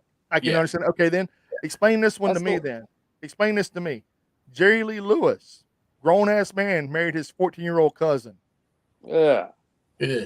True story. True I know. story. Still, But it wasn't What like the his third fuck? cousin or something like that, technically, or Second or third, yeah, something like that. But the thing, as I'm saying though, is he married his own cousin who was a kid, and they lived together for the rest of their lives. Now, how come that's acceptable in today's time and even back then? Different era? No. Even today, people are still saying that it's okay. I've asked a lot of people. the same technically question. that ruined his career. Did I it mean, really? He still went on tours for the next 30 years. But it was like I'm gonna put it like in the way Marty Scurll is now. Is like, yeah, he's wrestling, but he's not big time wrestling. Man, he's basically wrestling for bingo halls and carnivals. I You know, agree. and that was I Jerry and totally Lee you agree. Lewis's. play. That was it. And compared it to Jerry Lee Lewis, that was his life afterwards too. He was only playing like little small carnivals, bingo halls. I think it was only like till later in life that he started getting a little bit bigger. You know, started getting up into the shows. But But the you thing know, I'm saying though is, if it was acceptable for Jerry Lee Lewis and it was Great Balls of Fire, but nowadays, like you're saying, it'd be frowned upon. But even in today's time, he was even inducted to the Rock and Roll Hall of Fame. He Mhm. was inducted into several other things. Mhm. So you're telling me it's frowned upon, but is it really? If you're going to induct Jerry Lee Lewis into the Rock and Roll Hall of Fame, then it has to be accepted. I don't know. Only time's gonna tell, man. Only time's gonna tell. Personally, I think Marty Scurll is an awesome wrestler. I do too. Yeah, do I think he got a bad beat. I think he got involved in the Me Too movement, and he shouldn't have never been involved in it. yeah. And there's a Same lot thing of with them like that. Yeah, Velveteen Dream. He got involved with the Me Too movement, but he got acquitted of all that, and it's just it's like you said, it was all his backstage antics. Yeah, exactly. They were separating what his accomplishments were as a person. That's what the Rock and Roll Hall of Fame said, and that is 100% true. That is 100% true. That's exactly what they said. They don't agree with the human; they agree with his accomplishments. Now, on the same token, can we agree with Marty Scurll's accomplishments more so than he was as a human? Yes. And why is he not wrestling? Because wrestling fans are fickle. They think because that he had sex with a 16-year-old girl, that their 16-year-old daughter that goes to these shows are in jeopardy of having sex with Marty Scurll. No, That's they're not. I'm being honest. I'm being Yeah. honest. That's how wrestling fans are. And I'm not A speaking lot of as these a parents are whole. just worried that Marty Scurll will end up might do something horrible to their daughter. Yeah, and that's what I'm saying. In general, yes. And but he was never found guilty of any crime. He was acquitted of all charges. He was never brought in against any kind of criminal charges whatsoever. And on top of that, a lot of those wrestlers that have a lot of allegations against them have never had an actual criminal court filed against them. Joey Ryan being number one. All these people came out against him. He still hasn't been been to court for any of his crimes, supposedly.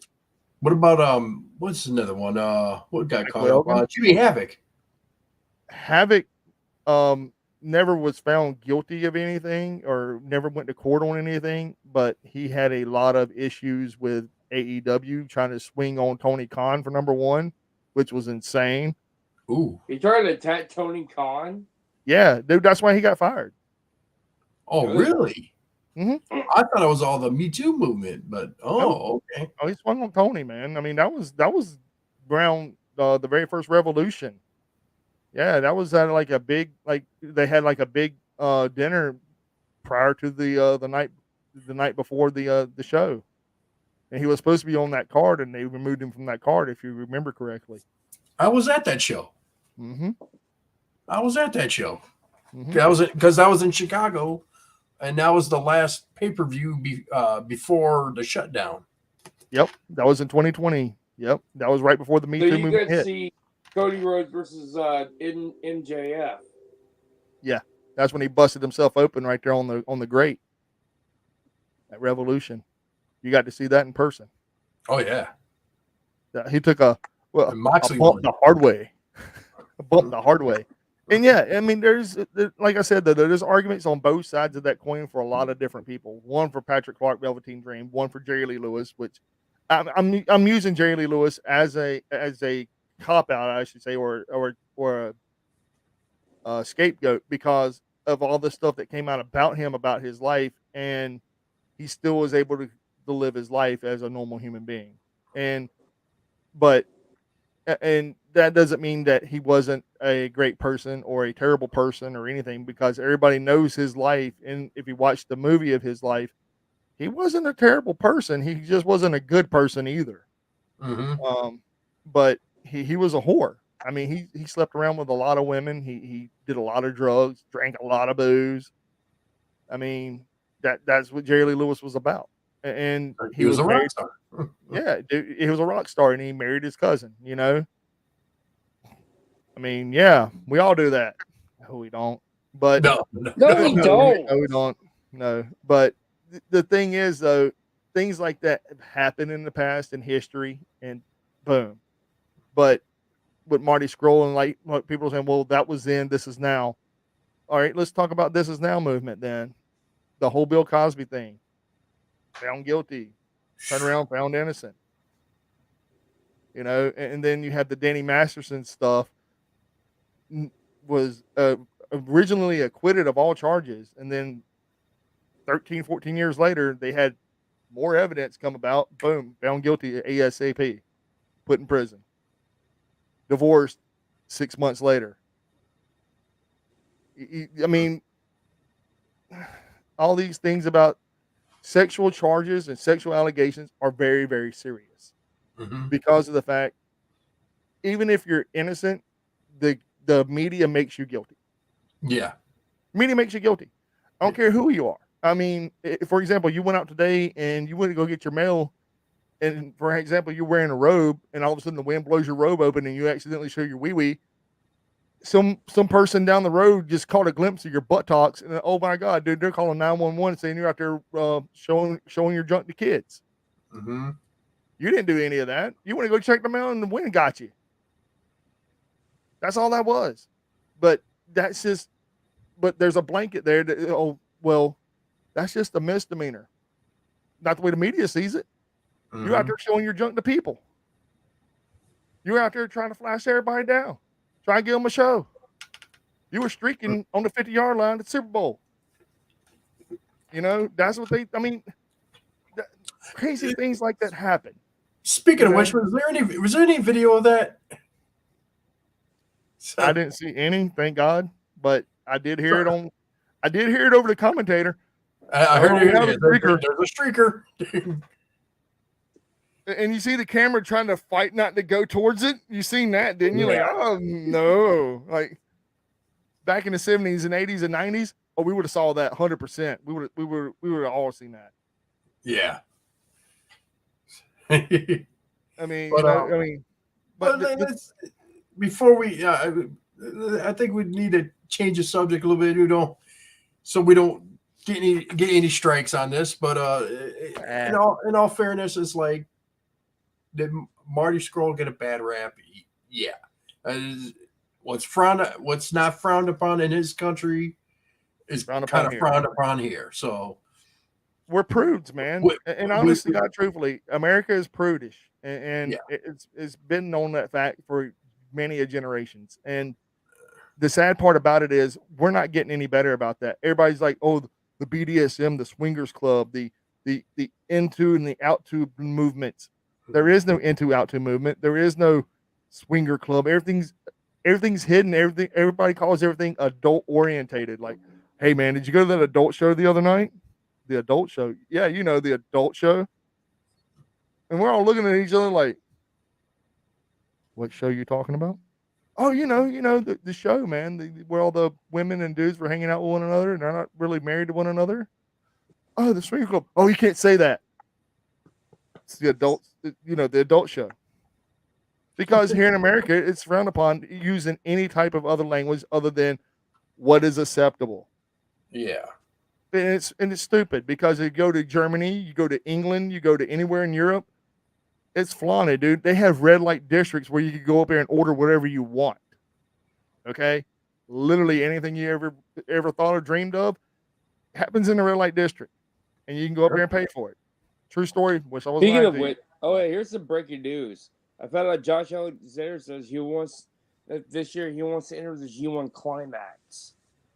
That ain't gonna happen with him being under TNA contract. Oh no, it might because they're actually on they have a working relationship with TNA in New Japan. Yeah, so I don't see how that'd be a big problem. However, I did hear another big rumor about Forbidden Door being part of CMLL and New Japan. Ooh. And I heard that, and they're trying to get Stardom on that one too. And I heard that this year they're going to try to get into the Tokyo Dome.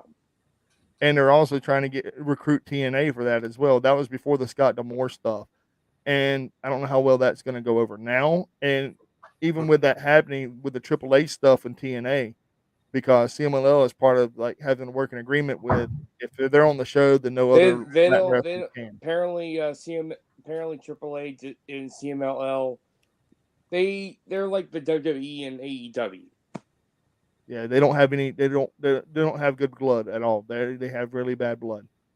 It's the companies, not the wrestlers. The wrestlers love each other. Yeah. It's just the companies themselves. Yeah, it's all bureaucratic bullshit. Yeah, which I think is basically stupid. Bad. It's just bad blood, bullshit, bad blood. Yeah, I mean, like, but the crazy thing in Japan, all the Japanese promotions work with one another or try to. They love working together. Which I think that's crazy. Even you know what they did for the 60th anniversary of Kirk and Hall? All Japan Pro Wrestling and New Japan Pro Wrestling decided to do a super show together, and I got to see Tajiri wrestle with UCA Taguchi. Yeah, and Tajiri is from All Japan. Originally started in All Japan Pro Wrestling before he started in WWE in ECW. Yeah, 100%. Well, before he started in ECW, yeah. And Super Crazy is another great wrestler that happened from, I think he came out of CMLL, didn't he? Or is it AAA? Super Crazy. I don't know, but there's a name I haven't heard in a while. He wrestles in Pro Wrestling Noah now, for what I've seen. Yeah. I'll tell you another good junior heavyweight I like watching is Ninja Mac. Dude, Ninja Mac got his starting. Actually, believe this or not, dude, he got actually started in JCW, Juggalo Championship Wrestling. He's actually wrestling. Yeah, it's crazy. He was actually the first foreigner to win the GHC Junior Heavyweight Championship. 100%, and he brought it back to America too. And he wrestled in the very first show he wrestled in was against Game Changer Wrestling. Nice. It was, yep. and then the very next. Pro Wrestling Noah, I think Mitsuharu Misawa would have been proud of that. May you rest in peace. Yeah. And dude, there's like we could go back and forth on all these great champions that come back and forth with all these awesome things. But how do y'all feel about going forward? Like tomorrow night, there's another show happening in Dynamite, and then Friday night there's another big show happening in Game Changer Wrestling. And Saturday night as well. Wrestling.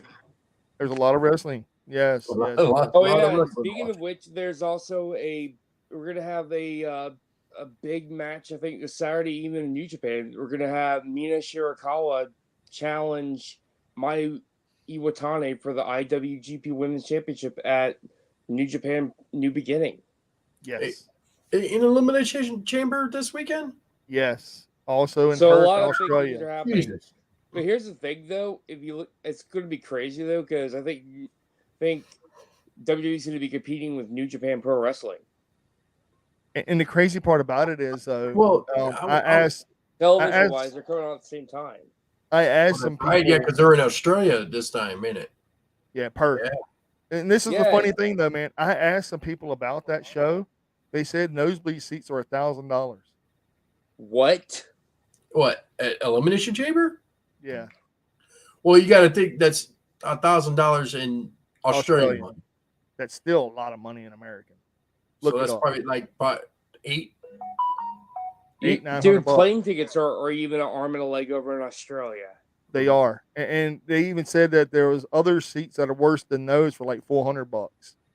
And dude, I'm sitting there going, "What the fuck?" You know, like I have a friend who lives in Australia, actually Perth, Australia. His name is Bozzy. Great guy. One of my greatest friends that I've never met. And I asked him if he was going. He was like, "Nah, man, it's too expensive." And I was like, "What do you mean?" And he was like, "It's just way too expensive." And then I asked another friend of mine who lives in New Zealand, and he was like, "Yeah, I'm not making the trip." And I was like, "Why not?" He's like, "Dude, it's too damn expensive." He's like, "Front row, you don't even want to know." I was like, "How much?" He's like, 10 grand. 10 grand for front row? But I was like, "You got to be shitting me." And he's like, "Nah, man, I'm being serious. It's too fucking expensive." He said, "The only way you're going to get front row is people live in America." And there's a lot of Americans who are actually traveling to that show. To Elimination Chamber. Yeah. Fuck And, you, and it's man. not sold out. Yeah, it Oh, ain't yeah, gonna right. be sold out. Lollapalooza. That prices. $670 US. It's ridiculous. That's I mean, like that's like it's WrestleMania money. yes, and it ain't sold out. And they're touting it And on Australians social can't even media as afford being this sold show. out. It's ridiculous. Hell, It's that New Japan show in Chicago, that ain't even sold out yet.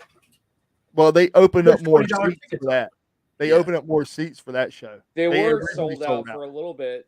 Mm-hmm. You know what's They even opened up more crazy? seats. You know what I found out? That the tickets for New Japan shows are a lot more expensive in Japan than they are in the US. Yeah, but that's because they have a different type of money marketing too. Yeah, my girlfriend said that $670. $570 in US. And it's an $670. exports at Lollapalooza. I've been to Lollapalooza. That's an expensive ticket too. Yeah, I went to Ozfest. Those were expensive tickets. Those were like $125. Ozfest? So what did you guys think about that Yeah. Wakana Urihara girl coming? Right? A rising star, and she was like really a pop star, just like Maki Ito. And she's going to become trying hard to become professional. She actually was also trained by Aja Kong herself. Man, I'm not gonna be honest with you, Phil. I have no idea who she is. Yeah, I would Look love her to- up on YouTube. I would love to tell you I did. I would love to lie to you and say, yeah, I do. Check out the video Wakana Forever. This guy named Meerkat, he does a lot of videos on a lot of Joshi wrestlers. You know what? I'm going to spend the rest of this week, Phil, and I'm going to do a lot of homework on Joshi Pro wrestlers. Mhm. And then next week, I am going to sit here and drill you on them like, hey, did you know so-and-so? And then you know so-and-so? And then I'm going to be like, I got you. You No, should check out Manami Toyota. She's amazing. I'm going to have to agree with you. Because I don't know. I mean, But- she's one of the best high flyers in women. I'll tell you one thing though, like I'm just glad. There's another wrestler I liked was Plum Nakano. Unfortunately, she died from way too many concussions. Did not know that. But now I do have a question for both of you gentlemen. Okay. Since there is a lot of wrestling happening this weekend, a lot of it being overseas in Japan, and a lot of it being in Australia, some of it happening on home turf with GCW and AEW. What are y'all watching this weekend? I want to know. I'm watching Well- New Japan, and AEW, and possibly GCW, and Tokyo Okay. Joshi Pro Wrestling. Okay. What about you, Josh? Probably gonna be. I'll be watching AEW. I'll probably catch some of the GCW stuff, and what the hell? I'll watch Elimination Chamber just to see what happens. Thank you, because I was not going to watch that shit, but now I am. All right, so this is what I'm planning on doing. I'm going to be honest with you guys. This is originally I didn't really watch Raw or NXT. I'm Mhm. not going to sit here and lie to you and say I did. I caught highlights of both shows, even before we came on live, because I wanted to know what happened. Because if we were going to talk about it, I wasn't going to be sitting here being stupid about it, like, oh, I don't know. I did But- read that Jey Uso was originally gonna beat Gunther on Raw, but I'm kind of glad they changed that. Oh man, I'm so happy they changed that shit. But this weekend, I am going to watch Elimination Chamber, and I want to talk about that next Tuesday. I am Okay. going to watch the GCW shows. I want to talk about that on Tuesday. I am going to watch Collision. I am going to watch Dynamite. I am not going to be watching any of the NJPW shit, but I do want you to tell us all about it and give me a rundown of the card, so that way I can actually go through and actually catch some highlights in this, that, and the other through Twitter, through YouTube, and Instagram. That way I won't be completely obnoxious and stupid and I like, oh yeah, I don't know what the fuck I'm talking about. Because you are the guru, you are the Japanese guru, you know all about these people and you enjoy it so much that I enjoy it hearing it from you. I want to know what happens. Well, so I you can go also back and watched actually read. like some of the matches I posted on my Facebook group, especially with the stuff with yeah. Stan Hansen and stuff. Yeah, who wouldn't, dude? I mean, the shit you post, man, is really, really good. Like I want to Remember I invite you showed to the you some of the matches with Hayabusa? Yes, and I also want to even include you into another wrestling group called Moptown Wrestling Federation. That way, you can actually see the toxicity that I deal with on a daily basis there. I'll probably laugh. They'll probably call me a Japanese wrestling mark. You know, Who cares, fuck man? those guys. You're a great person, so fuck those. And Josh, you're watching the GCW stuff. You're watching AEW, and you're gonna watch Elimination Chamber. Mhm. Saturday night or Saturday morning at 12 a.m. Whenever it airs live, are you gonna be awake or are you gonna watch the replay? I need to know.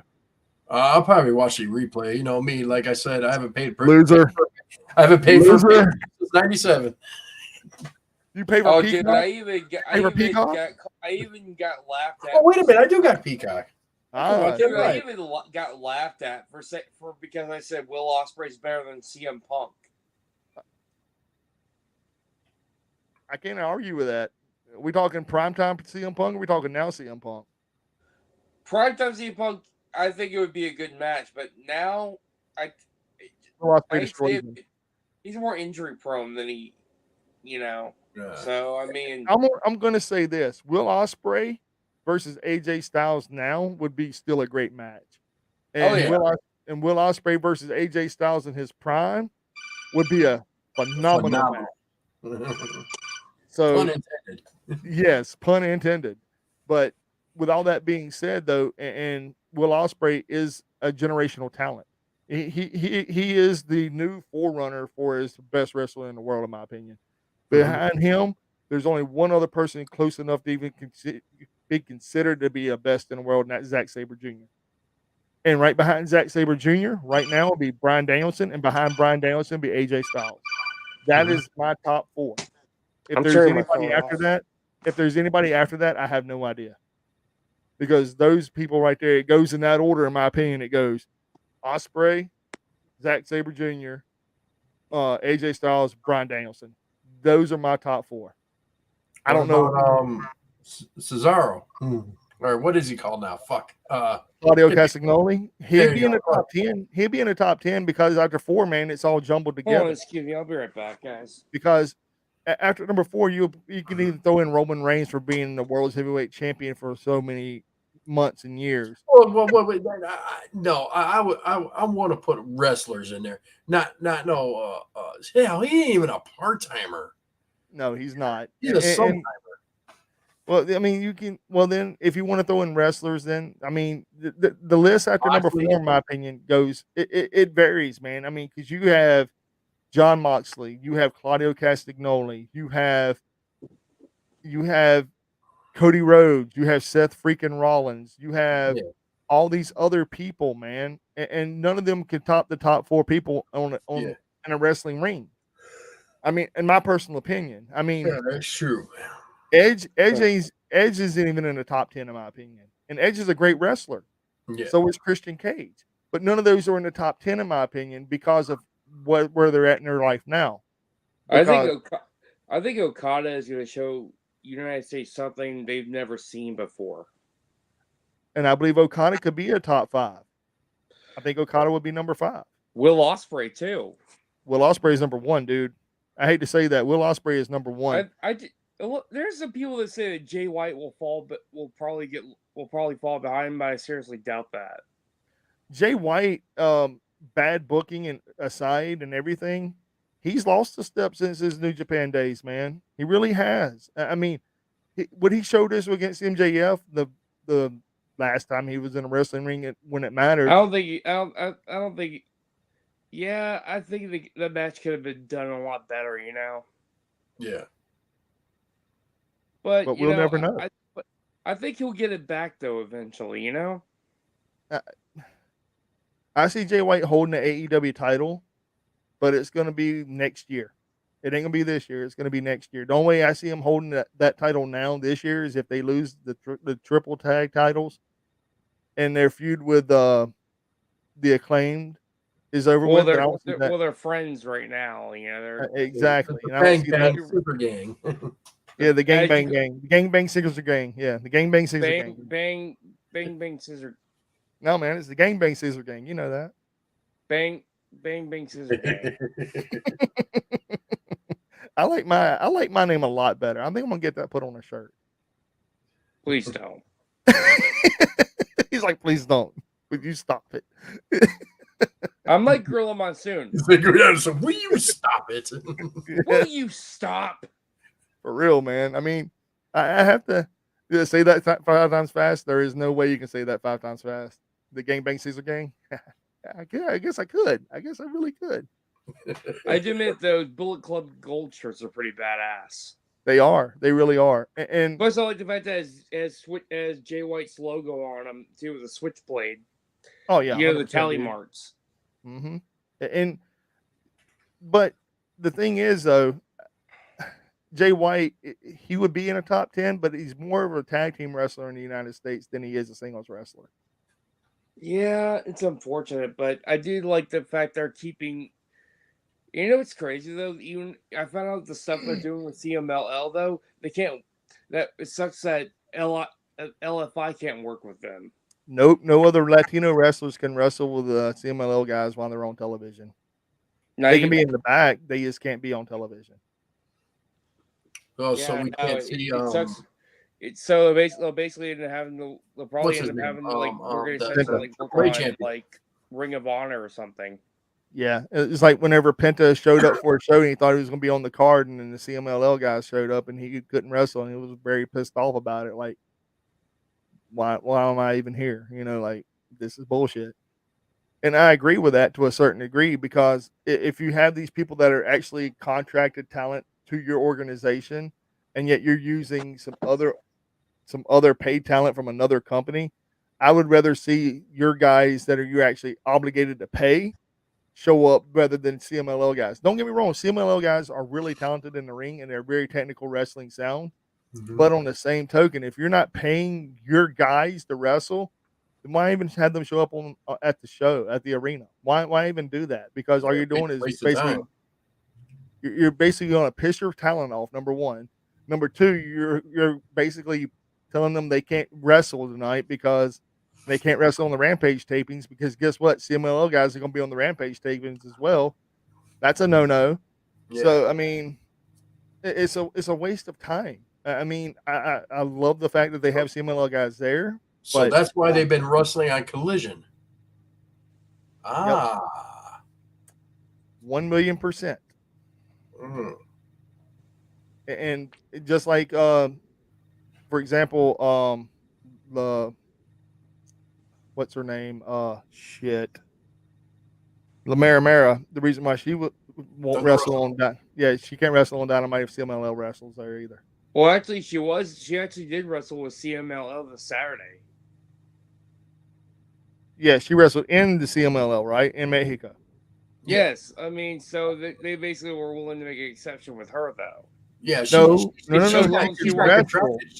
She's contracted to AEW. AEW. She's not contracted to the other CMLL. company. Yeah. Yeah, So she could actually work. She could actually work. Tony Yeah. got let her work the CMLL shows as well. Like, I even think it's pretty cool that the BCC is working the CMLL shows as well. You know. I agree. But the thing is, though, the CMLL people, like, for example, she didn't ever wrestle whenever the CMLL guy. Yeah, yes, she did too, didn't she? She did wrestle whenever the CMLL guys were on Dynamite. Yes, she did. Yeah, she Mhm. did. 100%. That is right. Just none of the other Latin people could. Yeah, I Which made no know. fucking sense. Which made no sense. Well, I mean, I understand why Penta and Phoenix couldn't because they were also wrestled under. They're ex AAA. Mm-hmm. There's a lot of ex AAA, like Commander's ex AAA as well. And there is a And lot of hate Vito is against that AAA man. as well. Yeah. He's also former CMLL as well. Who, Commander? No, Bandito, along Yeah, with Bandito. Roosh. Yeah. But the crazy thing is, though, Commander gets a lot of heat from wrestling fans because they say he's just a flippy guy. But I like There's this the people guy. that say they do the same thing about Osprey and Ricochet as well.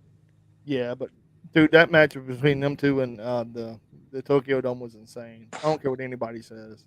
Mhm. Oh That yeah, was phenomenal.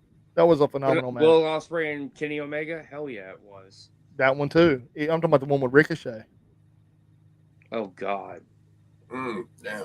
Oh, so Ricochet even and back. Osprey. Hell yeah, that was a banger. That was like 09, wasn't it? 09, 08? Ricochet was in WWE in 2008. Was Probably it? like 2007 Ricochet was it. something. Ricochet hasn't been in there on that long. He's been around since 2012, 2013, maybe, but not. Yeah, he was 08, back 09. when he was wrestling Lucha Underground when he was Prince Puma. Yeah, that's whenever he wrestled Osprey over in the Tokyo Dome during that Lucha Underground stint. Oh yeah. Because I remember that shit. That shit was insane. Because the same way with Osprey and Omega, Omega could be a top 5 talent, but him not being able to wrestle right now because of his shit's fucked up. Therefore, it just knocks him down a little bit. Yeah, and I did that in my head about saying that 5 times fast about the Scissor Bang Gang Bang. Bang Bang Scissor Gang. No man, the Gang Bang Scissor Gang. It comes out. Bang It Scissor comes Gang. out. It comes out really fucked up if you say it really fast 5 times. It comes like the What do you Gay Bang think? What do Scissor you Gang. think about what was going on with the Bucks though? Their new gimmick. No, man, it's Nicholas and Matthew. You got to call them by their God-given names, Nicholas and Nicholas Matthew. and Matthew. I'll find me $500. EV then. I trigger. don't give a shit. Yeah, they're gonna find the shit out of you. Oh, Gang well. Bang Scissor Gang. No, man. Hey it's the- Bucks, find me. Yeah. $500. Go ahead. See, she gets it. See, it is the Gang Bang Scissor Gang. She even says it too. I mean, You Okay, stop well. that. I win. You stop it. I won that. That works. I mean, it should be a shirt. I'm telling you, it should be a shirt. Actually, I think my buddy did that shirt. Did he really? That's awesome. Yeah. The shirt that they're wearing right now, the gang bang, Gang Bang the Tierra bang, Gang. the bang bang scissor gang. Yeah, my buddy did that shirt. You're on it? Yeah, the Gang Bang Scissor Gang. Hell yeah. Let's get this shirt rolling. I'll Oh buy yeah, a it was shirt. made. Oh yeah, since AEW does work with Pro with- Wrestling Tees. Yeah, Pro Mhm. Wrestling Tees. It is like Boo Boo Kitty Fuck. I am the Click Commander. I love them guys, man. I miss Jason Mewes and Kevin. Smith. Yes, I can't speak proper English. My brain doesn't work too proper at midnight almost. But yeah. But anyway, this hour's over. I'm gonna kill this one, Mm-hmm. and I'm gonna put random shit we talk about. Now this one right here is going to be called news around allegation land. Oh dear God. News around allegation land. Man, that right there sounds like some Zach, not Zach, but the Wonder Kid, Alex Wright music. It does. Yeah. Wunderkind. I haven't Alright. heard that in a long time. But it did, man. It sounded like some Alex Wright music. It really did. I was like, yeah, here we go. Club music from 1995. Let's go. Pants and boots and boots and pants and boots and pants. It's rocking. But no, Hey, Alex Wright was a talent. He was great. he needs to dance like that for you. I hear you. But all right. So we already know what's happening this weekend in wrestling, and we know what's happening next week in wrestling as well, because next weekend is the AEW's Revolution. That's Sting's last match. Mm-hmm. Oh yeah, I already ordered the pay-per-view. This man already ordered the pay-per-view, ladies and gentlemen. Oh my God. Shocker. Yeah, dude. I'm gonna be honest. I haven't ordered it yet. I don't even know if I'm gonna have the cash to order it yet. I hope I do. I'll give you a link. Give me a link. I'll appreciate that link. That's all I'm gonna say. I'll appreciate that link. I will thank you very kindly. Because here I am thinking about all the things in wrestling, and I'm trying to save money and try to make ends meet and try to pay bills and what have you for everything. Because last week was amazing for me, and without a job, doing Universal Studios was awesome, because it's the first time I've ever been to an actual theme park since I was 5 years old. So, and I got to ride almost every single ride there, and the water rides that we rode were amazing. And butterbeer for the win. That's all I'm going to say. If you get a chance, drink the butterbeer. The butterbeer is the shit. Mm-hmm. I enjoyed it. Me and my fiance, we had a blast. I recommend everybody going at least once in their life. I really do, because it's a blast, man. It's a terrific time, and it got me to get out of my brain a little. And I don't do roller coasters because I don't like going upside down, because that shit's fucked up. You're not supposed to go upside down, period, in my opinion. And the Hulk, I went upside down. Don't know how I did it. But the Velocicoaster, it got another gear, dude. Like, I saw colors, gentlemen. I saw fucking colors. I thought I almost passed out, dude. Like, literally, I almost passed out. Dude, I heard, like, like when you hear, whoosh, okay, at the very end of this roller coaster, you hear that again. Like, you're already going that fast, and then you hear another sound. It's like it got another fucking gear, and you're like, oh God, dude. When I heard it get another gear, I'm like this. And when it stopped, That's how like, did he wake up? Ah! I didn't scream or nothing, dude. I did this when I'm woo, and I was like, oh God, no, no, I'm not doing that again ever. No, Like, no, night. dude. If you see the picture of me that it actually photobombed, I'm like this. Because, dude, I'm being honest, man. I did not want to open my eyes at all. I was Dude, like, you know what'd be a funny fuck shirt? that. Keep Calm and Kane Dewey. Who, Wahanaha? Keep Calm and Kane Dewey. Who's Dewey? Mick Foley's son. There was Oh, dude, that's a sign that mean. said Kane Dewey, ECW. Oh, that's terrible. Mm. That's no good. That's no bueno. That's no bueno, man. Nah, No bueno. However, Kane though, Dewey, you there was sick bastards. there was an actual wrestling show that was happening in Orlando last weekend, and I didn't go to it. We didn't go to it at all. I seen it like on like billboard, not billboards, but like little signs. Hey, wrestling showing up here, here, and here, like the old school promos, like the old program cards you used to get. Universal Studios. Yeah, but it wasn't at Universal. It was just in little Orlando. bitty flyers. Yeah, like those, man. It was just like in a little like flyer or whatever. And she was like, "You want to go?" I'm like, no, I don't, because the reason why I didn't want to go was because of the fact we went there. We got there on Monday and we left on Friday, and the show was on Friday night, and there was no way we were going to get to watch the show and then be home in time to be home. And we got here in Alabama at 9:30, 10 o'clock at night, our time, Central Time, which had been like almost midnight there. It's like 11. Mm-hmm. So I was like, yeah, I'm glad we didn't go, because if we would have went, we would have been getting back at like 9, 10 o'clock in the morning, Saturday morning. There was no way in hell that was happening. So the way I look at things now is you gain an hour when you go across that border to Tallahassee, Florida. You gain an hour. You don't lose it. You fucking like, oh yeah, here you go. Picked it up on your way in. And you're like, I didn't Oh, yeah, want that hour. because Orlando's in Eastern Time. We're in Yeah, it's in Central the Eastern time zone. Yeah. Is Chicago's in Central Time too? Yeah, Central. Yeah, Chicago Central Time. I didn't think you guys. I thought you guys were Eastern. No, we're Central, No, we're bro. Central. We're the same time as you. That's why we go 9:30 night. 9:30, babe. 9:30. If y'all want to try to do early, baby.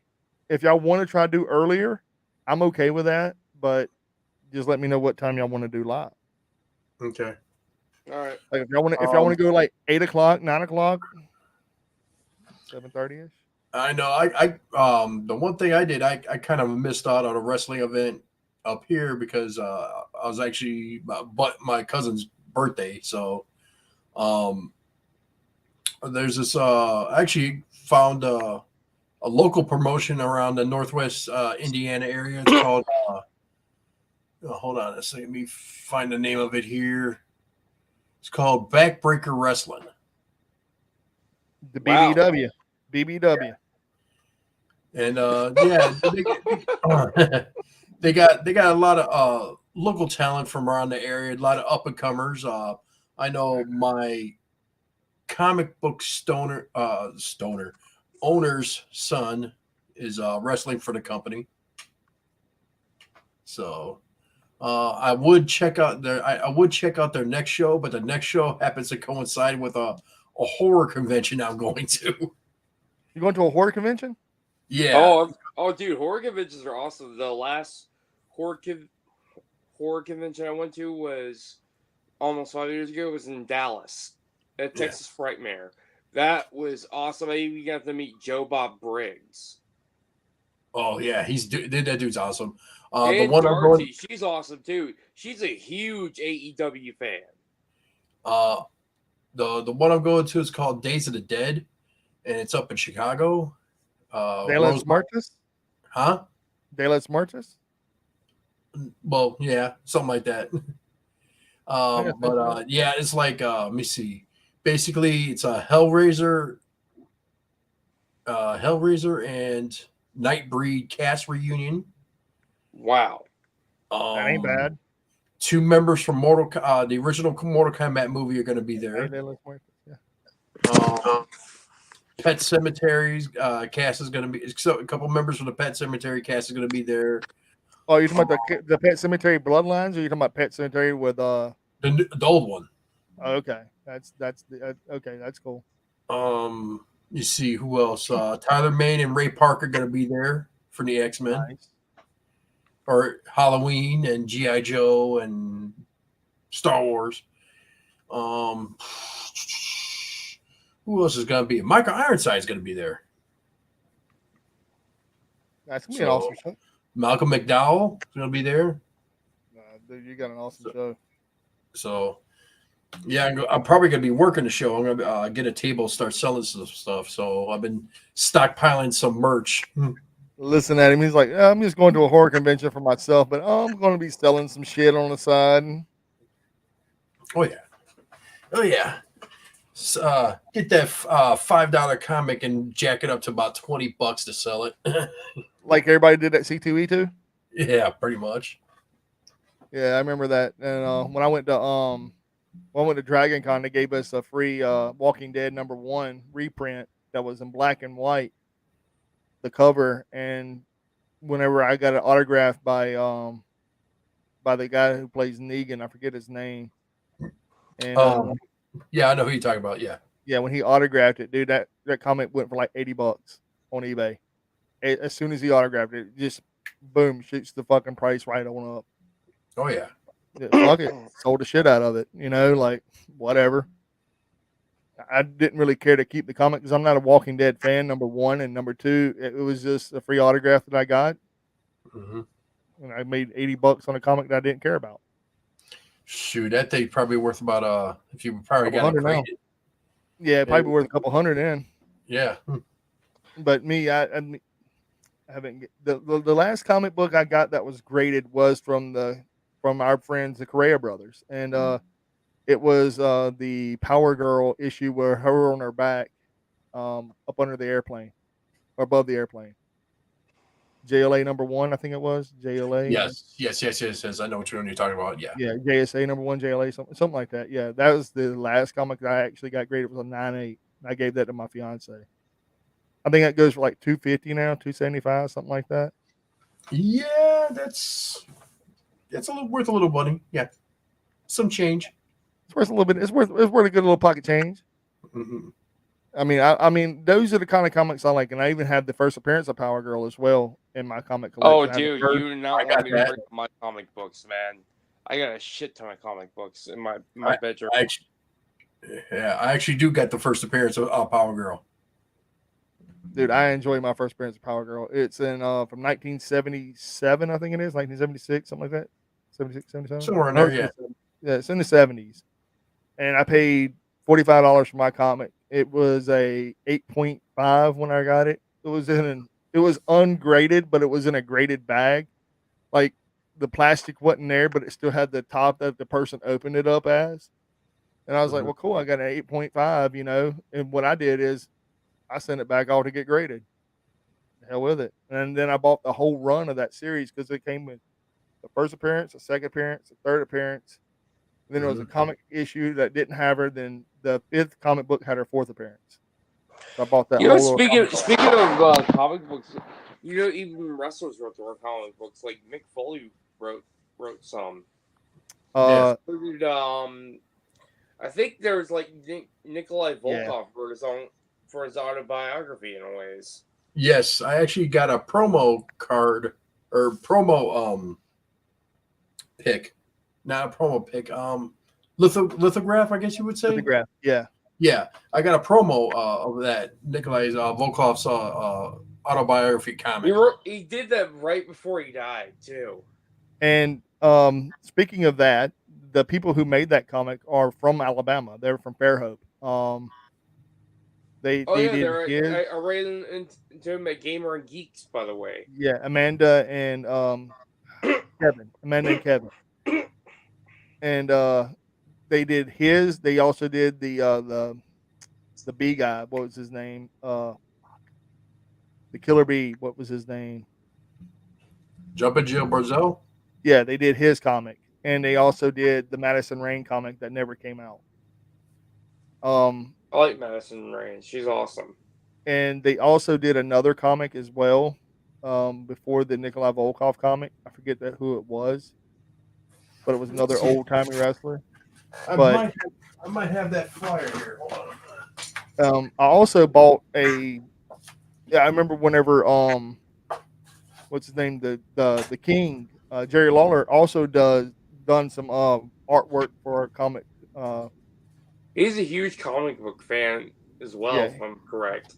Yes, but he also does a lot of the covers for a comic book as well. I forget the name of the comic book. I was going to buy a bunch of I remember WWE did a comic book, released a comic books for IDWs years back. Yep, that's it. The Kickstarter, Nikolai Volkov, yep. And if I remember, their names are Amanda and Kevin that did a thing. They're from, because they also did another comic book that a friend of mine did a lot of the artwork for it, and he passed away from a stroke. And I have his last artwork from a comic from it's over there behind me somewhere in that stash. I got me a few shadow comic books. Like I got me where he crossed over with Batman. I got some Tank Girl, Hellboy. And do you remember I'm pretty sure Josh remembers the original WWE line of comic books from Valiant back in the 90s. Undertaker, the Ultimate Warrior, there's Boss Man. It wasn't Valiant. It was Chaos Comics. Chaos Comics. They No, also before did Chaos. Wolverine. Before Chaos. There was some before Chaos. They were actually like graphic novel books from the early 90s, late 80s, early 90s. The Ultimate Warrior was in a, it was because it was all Undertaker and early. You talking about early 90s? Mm-hmm. It was late 80s, early 90s, man. It was when Valiant first started. I'm gonna have to look that up because the only ones I remember was the Chaos Comics because they had Undertaker, Stone Cold, and yeah, they had Stone Cold and Undertaker and Kane. And The Rock too. Yeah, that was the Chaos Comics. Yeah, that's Chaos. But before then, it was Valiant back in the early 90s because you had the Undertaker comic versus the Ultimate Warrior. And you had the Big Boss Man comic, Hulk Hogan comic, Macho Man Randy Savage comic. Go to Wikipedia. I think it's on Wikipedia. Well, I got better yet. I got my comic book link up here. That'll be even better, brother. And Power Girl is my favorite DC heroine of all time. Number 2 would be Harley Quinn. Speaking of comics, check this out. What is that, Tank Girl? Yeah, Tank Girl was good too. They just revitalized Tank Girl, and I think it's IDW now. Last time before that, it was like in 2016. I got me a mini series. It was published by Titan Comics, and it was called Two Girls, One Tank. Yeah, wow. I know. 2G1T. This is Tank Girl. What do you expect? You know, I had a feeling they were going to make a joke about that video. Okay, you were right. Valiant did have a line, and they had 5 issues. It's called WWF Battlemania. Yep. There was an Undertaker one. There was an Ultimate Warrior one, a Boss Man. Yep. I forget. I think it was a Macho Man one and a Hulk Hogan. Let's see. It might be $1 Million Man. I know it's 5. There's Road Warriors versus Earthquake and Typhoon. Okay, yeah. Undertaker. There's an Undertaker one. And there is the Boss Man and the Mountie. Boss Man, Mountie, and Ultimate Warrior. I have me a few comic Bushwhackers too. Okay, there were 6 then. Oh yeah. I have 1, like a 2, ton 3, 4, 5. Yeah, the right first issue was Ultimate Warrior. Are filled with comic books right here. You see? All I see is belts, man. That's all I see. No, look below the belts. No pun intended. Below the belt. Shoot. I can't. I don't even know if my camera can reach around a corner to show you my comic book collection. Well, like I said, if we ever did a podcast about comic books, we should do one for comic books as well. 100%. I think that'd be great. Because there's a lot of key comics nowadays that people don't even have that are actually out right now, like from the Star Wars saga. And what was that one show that just started on Amazon Prime that was from The Boys? No, not that one. That Invincible. Invincible. That's a good one too. But Invincible is on Image, and The Boys was on Image and Dynamite. Wildstorm. Dynamite, yeah. Wildstorm Dynamite, yeah. Yeah. And no, there was another one that was about girls that were riding bicycles. They were like newspaper girls. What was the name of that fucking show? Anyway, they get transported through time and all kinds of stuff, man. It was a really good comic book series. It was like Stranger Things in the 80s, but it was all females. Oh, I know you're talking about. I even got the Cowboys and Aliens comic book. They can miss me with that shit. I even bought the Vampirella versus Aliens comics. Dude, I even got some Evil Dead comics. I got some Conan the Barbarians. I have Evil Dead versus Aliens. Dude, I even got Conan Meets Red Sonja by Victor Gilsher. Ooh, I even had the Red Sonja meets Vampirella. That was good. That Dude, was a I good even got Hack Slash. Hack Slash. Yeah, those are some good comics. I have the original version of what was that comic? It was a big deal back in the early 2000. I want to say 2007, 2008. It was like a lot of money. It was like out of print. It was before there's something eating the children. It was before that. It was the one right before that. I even got the Last Ronin comic books. The Last Ronin was a good series, man, with Donatello Yeah. getting killed. Yeah. Michelangelo being the turtle. Soul Survivor. Yeah. Yeah. That was just crazy. All the turtles and Splinter getting killed. And It was Casey Jones. That was a great series, man. And I even had one of the I subscribed to a thing called Blind Box Comics back in the day, and they had like some rare shit. They had a Star Wars comic where an actual well-known graffiti artist took graffiti art to the whole front of a blank canvas comic of like an actual white cover comic of Star Wars. Dude, I even got the comic book of X-Men, or is it Wolverine, where they first introduced the Bone Claws. So those were Right nice. after when Magneto ripped out his adamantium. That was cool Everybody's shit. got that. Yeah, that ain't a rare one. The rare stuff, man, is like for example, I call it a chase version of the comics back in the early 2000s. Whenever they were doing the actual Teenage Mutant Ninja Turtle action figure covers, remember those on the actual turtles? I had one of Leonardo, Shredder, April O'Neil, Rocksteady, Bebop, and Michelangelo. That's the only 6 I had. The other ones, and the Shredder, I think, goes for like $60 to $100 right now because it's so rare to get. I think it's like 1 out of 100 you can get it or something like that, which was awesome. I got lucky. I got the Mortal Kombat Gold Foil #1. Nasty. And I actually have the Mortal Kombat from the video game when you play in the arcade game and a promo comes up and to order the comic. I got that with a guy on the side going toasty.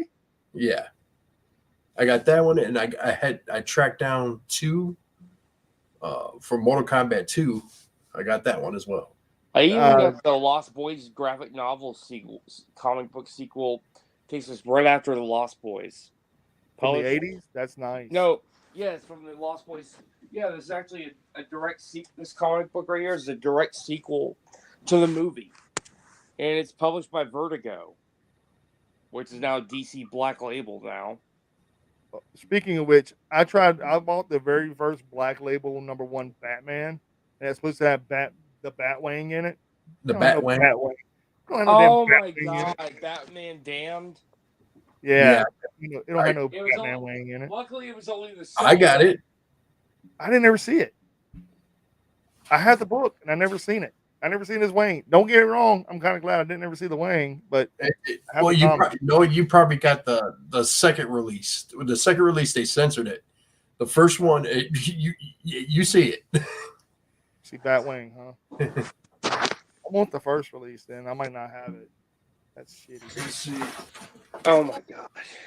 They say it was on the first page. I think it is the first or second page. Look at he's like, I got this. Well, anyways, I'm about to. Do you think we should cut an analysis and stop talking about wrestling?